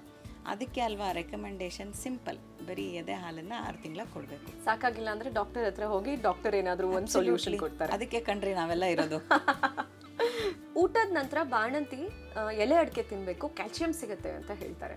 ಸೊ ನನ್ನ ಫ್ರೆಂಡ್ಸ್ ಸುಮಾರು ಜನ ತಿಂದು ಮಾರ್ಕೆ ಆಗ್ಬಿಟ್ಟಿದೆ ಅವರಿಗೆ. ಸೊ ಎಲ್ಲ ಗೈನಕಾಲಜಿಸ್ಟು ಅವರ ಪೇಷಂಟ್ಸಿಗೆ ಎಸ್ಪೆಷಲಿ ಡೆಲಿವರಿ ಆದಮೇಲೆ calcium, vitamin D, iron supplements ಕೊಟ್ಟೇ ಇರ್ತಾರೆ. ಪ್ಲಸ್ ಹಾಲು ಕುಡಿಸ್ತೀವಿ ಅಲ್ವಾ ನಾವು ಬಾಣಂತಿಯರಿಗೆ. ಬೆಳಗ್ಗೆ ಒಂದು ಲೋಟ, ದೊಡ್ಡ ಗ್ಲಾಸ್ ಲೋಟದಲ್ಲೇ ಹಾಲು ಕೊಡ್ತೀವಿ, ಸಾಯಂಕಾಲನೂ ಒಂದು ಕೊಡ್ತೀವಿ. ಅದೆಲ್ಲ ಕ್ಯಾಲ್ಶಿಯಂ ಸೋರ್ಸಸ್ಸೇ. ಅದಕ್ಕೆ ಎಲೆ ಅಡಿಕೆ ತಿನ್ನಲೇಬೇಕು ಅಂತಿಲ್ಲ, ನಿಮ್ಗೆ ಇಷ್ಟ ಇದ್ದರೆ ತಿನ್ಬೋದು. ಬಟ್ ಅದರಿಂದ ಕ್ಯಾಲ್ಶಿಯಂ ತುಂಬ ಜಾಸ್ತಿ ಆಗಿ ಕ್ಯಾಲ್ಶಿಯಂ ಡೆಫಿಷಿಯನ್ಸಿನೇ ಪ್ರಿವೆಂಟ್ ಆಗಿಬಿಡುತ್ತೆ. ಆ ಥರ ಏನೂ ಇಲ್ಲ.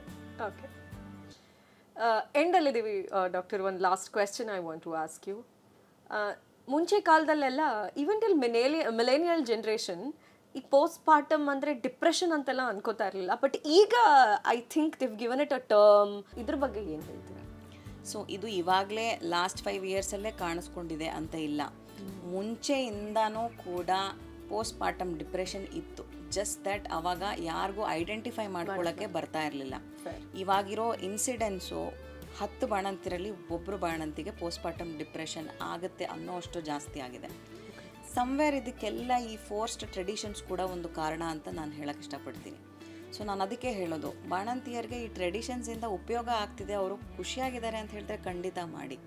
ಬಟ್ ಅವ್ರನ್ನ ಪುಷ್ ಮಾಡಿ ಇದನ್ನು ಮಾಡಲೇಬೇಕು ಅಂಥೇಳಿ ಒಂದು ಮೂಲೆಗೆ ಹೊತ್ತಿ ಅವ್ರನ್ನ ಸಂಕಟದಲ್ಲಿ ಆ ಪೊಸಿಷನಲ್ಲಿ ಅವ್ರನ್ನ ಹಾಕಬಾರ್ದು. ಅದರಿಂದ ಈ ಪೋಸ್ಟ್ ಪಾರ್ಟಮ್ ಡಿಪ್ರೆಷನ್ ಇನ್ಸಿಡೆನ್ಸ್ ಜಾಸ್ತಿ ಆಗುತ್ತೆ. ಸ್ವಲ್ಪ ಅವರಿಗೆ ಏನು ಬೇಕೋ ಅದನ್ನು ಮಾಡ್ಕೊಳ್ಳೋವಂಥ ಇಂಡಿಪೆಂಡೆನ್ಸ್ ಕೊಡಬೇಕು. ಈಗ ಹೇಗೆ ಪ್ರೆಗ್ನೆನ್ಸಿಯಲ್ಲಿ ನಾವು ಅವ್ರನ್ನ ಕೇಂದ್ರ ಬಿಂದುವಾಗಿ ಇಟ್ಕೊಂಡಿರ್ತೀವೋ, ಡೆಲಿವರಿ ಆದಮೇಲೂ ಕೂಡ ಮಗು ಒಂದೇ ಕೇಂದ್ರ ಬಿಂದು ಅಲ್ಲ, ತಾಯಿ ಕೂಡ ಸ್ಪಾಟ್ಲೈಟ್. ಸೊ ಅವರಿಗೂ ಅದೇ ತಕ್ಕನಾದ ಪ್ರೀತಿ, ಆರೈಕೆ ಕೊಡಬೇಕು ಎಲ್ಲರೂ. ಸಪೋರ್ಟ್ ಸಿಸ್ಟಮ್, ಎಸ್ಪೆಷಲಿ ಹಸ್ಬೆಂಡ್ ಮತ್ತು ಅವರ ತಂದೆ ತಾಯಿ, ಅವರ ಅತ್ತೆ ಮಾವ, ಇವರೆಲ್ಲ ಫಸ್ಟ್ ಸರ್ಕಲ್ ಅಲ್ವಾ. ಇವರು ಎಷ್ಟು ಪ್ರೀತಿಯಿಂದ ಬಾಣಂತಿನ ನೋಡ್ಕೋತಾರೋ ಈ ಪೋಸ್ಟ್ ಪಾರ್ಟಮ್ ಡಿಪ್ರೆಷನ್ ಇನ್ಸಿಡೆನ್ಸ್ ಕಡಿಮೆ ಆಗುತ್ತೆ. ಅದು ನಿಜಾನೇ. ಪ್ರೆಗ್ನೆನ್ಸಿ ಹೇಗೆ ಕಾಯಿಲೆ ಅಲ್ಲ, ಹಾಗೆ ಬಾಣಂತನೂ ಕಾಯಿಲೆ ಅಲ್ಲ. ಇವರೆಲ್ಲ ನಾರ್ಮಲ್ ಅಡಲ್ಟ್ಸು ನಮ್ಮ ಹಾಗೇನೆ. ಜಸ್ಟ್ ದಟ್ ಒಂದು ನಾರ್ಮಲ್ ಪ್ರೋಸೆಸ್ ಅವರು ಮಾಡಿ ಆಚೆ ಬಂದಿದ್ದಾರೆ. ಇವರಿಗೆ ರಿಕವರ್ ಆಗೋಕ್ಕೆ ನಾವೆಲ್ಲ ಹೆಲ್ಪ್ ಮಾಡಬೇಕೇ ಹೊರತು ಕಾಯಿಲೆ ಥರ ಅವರಿಗೆ ಟ್ರೀಟ್ ಮಾಡಬಾರ್ದು. ಹ್ಯಾಪಿ ಮದರ್ ಅಂದರೆ ಹ್ಯಾಪಿ ಚೈಲ್ಡ್ ಅನ್ನೋದನ್ನು ಎಲ್ಲರೂ ಅರ್ಥ ಮಾಡಿಕೊಂಡ್ರೆ ನಿಜವಾಗ್ಲೂ ಈ ಕಾಯಿಲೆ ಇನ್ಸಿಡೆನ್ಸ್ ತಾನಾಗೆ ಕಡಿಮೆ ಆಗ್ಬಿಡುತ್ತೆ. That's very nice. I think ಈ episode it's kind of a guide book ಅಂತ ನನಗನ್ಸುತ್ತೆ. ಹೊಸದಾಗಿ ಜನ್ಮ ಕೊಟ್ಟಂಥ ತಾಯಂದ್ರಿಗೆ, ಜೊತೆಗೆ ಅಜ್ಜಿರಿಗೆ, ಅಮ್ಮಂದ್ರಿಗೆ ಎಲ್ಲರೂ ತಪ್ಪದೆ ಈ ಎಪಿಸೋಡ್ನ ನೋಡಬೇಕು. Because a lot of traditions, ಅದ್ರ ಹಿಂದೆ ಇರೋ ಸೈನ್ಸು, ಅದನ್ನು ಫಾಲೋ ಮಾಡಬೇಕಾ ಬೇಡವಾ ಪ್ರತಿಯೊಂದನ್ನು ಡಾಕ್ಟರ್ ನಯನ ಇವತ್ತು ನಮಗೆ ತಿಳಿಸ್ಕೊಟ್ಟಿದ್ದಾರೆ. Thank you very much. ಈ ಸೆಷನ್ ಮುಕ್ತಾಯಗೊಳಿಸೋಕ್ಕಿಂತ ಮುಂಚೆ ನಾನು ಹೇಳೋದು ಅಂದರೆ, ಇದು ಸಂಪ್ರದಾಯ ಅಥವಾ ಆಧುನಿಕತೆ ಮಧ್ಯ ಇರೋ ಬ್ಯಾಟಲ್ ಅಲ್ಲ. ನಮ್ಮ ಜನ್ರೇಷನಲ್ಲಿರೋ ಮದರ್ಸಿಗೆ ಇದ್ರ ಮಧ್ಯೆ ಇರೋ ಒಂದು ಬ್ಯಾಲೆನ್ಸ್ನ ಕಂಡುಕೊಳ್ಳೋದಕ್ಕೆ ಎಲ್ಲರೂ ಸಪೋರ್ಟ್ ಸಿಸ್ಟಮ್ ಆಗಿ ಅವರಿಗೆ ಹೆಲ್ಪ್ ಮಾಡಬೇಕೇ ಹೊರತು ನಮ್ಮ ಹಳೆ ಟ್ರೆಡಿಷನ್ಸ್ನ ನಾವು ಕಂಡಮ್ಮು ಮಾಡ್ತಾ ಇಲ್ಲ ಅಥವಾ ನಾವು ಮಾಡಲ್ಲ ಅಂತ ಹೇಳ್ತಿಲ್ಲ. ನಮ್ಮ ಅಜ್ಜಿಯಂದ್ರಿಗೆ, ನಮ್ಮ ಅಮ್ಮಂದ್ರಿಗೆ, ನಮ್ಮ ತಂದೆ ತಾಯಂದ್ರಿಗೆ ಅಷ್ಟೇ ಗೌರವ ಎಲ್ಲರಿಗೂ ಇರುತ್ತೆ. ಬಟ್ ಈ ಟ್ರೆಡಿಷನ್ಸಿಂದ ಎಷ್ಟು ಉಪಯೋಗ ಆಗುತ್ತೆ, ಎಷ್ಟು ಉಪಯೋಗ ಆಗಲ್ಲ ಅನ್ನೋ ನೀವು ಆ ಬ್ಯಾಲೆನ್ಸ್ನ ಅರ್ಥ ಮಾಡ್ಕೊಂಡ್ಬಿಟ್ರೆ ಎಲ್ಲರಿಗೂ ಒಳ್ಳೆ ಲೈಫ್. ಆ್ಯಂಡ್ ನೀವು ಹೇಳ್ದಂಗೆ ಕಾಲ ಕೂಡ ಬದಲಾಗಿದೆ. ಮೇ ಬಿ ಆ ಕಾಲಕ್ಕೆ ತಕ್ಕಂತೆ certain changes as per the season, generation, food habits, life style. ಹೌದು, ಖಂಡಿತ. ಇಷ್ಟೊತ್ತು ನಮ್ಮ ಜೊತೆ ಡಾಕ್ಟರ್ ನಯನ ಮಾತಾಡಿದ್ರು. ನಮ್ಮ ಆಚರಣೆಗಳ ಹಿಂದೆ ಇರುವಂಥ ಸೈನ್ಸ್ನ ಬಹಳ ಸಿಂಪಲ್ ಆಗಿ ನಮಗೆ ಎಕ್ಸ್ಪ್ಲೇನ್ ಮಾಡಿದ್ರು. Thank you so much doctor. ಇಷ್ಟೆಲ್ಲ ನಮಗೆ ಎಕ್ಸ್ಪ್ಲೇನ್ ಮಾಡಿದ್ದಕ್ಕೆ, ತಿಳಿಸಿದ್ದಕ್ಕೆ, ನಿಮ್ಮ ಬ್ಯುಸಿ ಶೆಡ್ಯೂಲಲ್ಲಿ ನಮ್ಮ ಸ್ಟುಡಿಯೋಗೆ ಬಂದಿದ್ದಕ್ಕೆ thank you so much. Thank you Pallavi.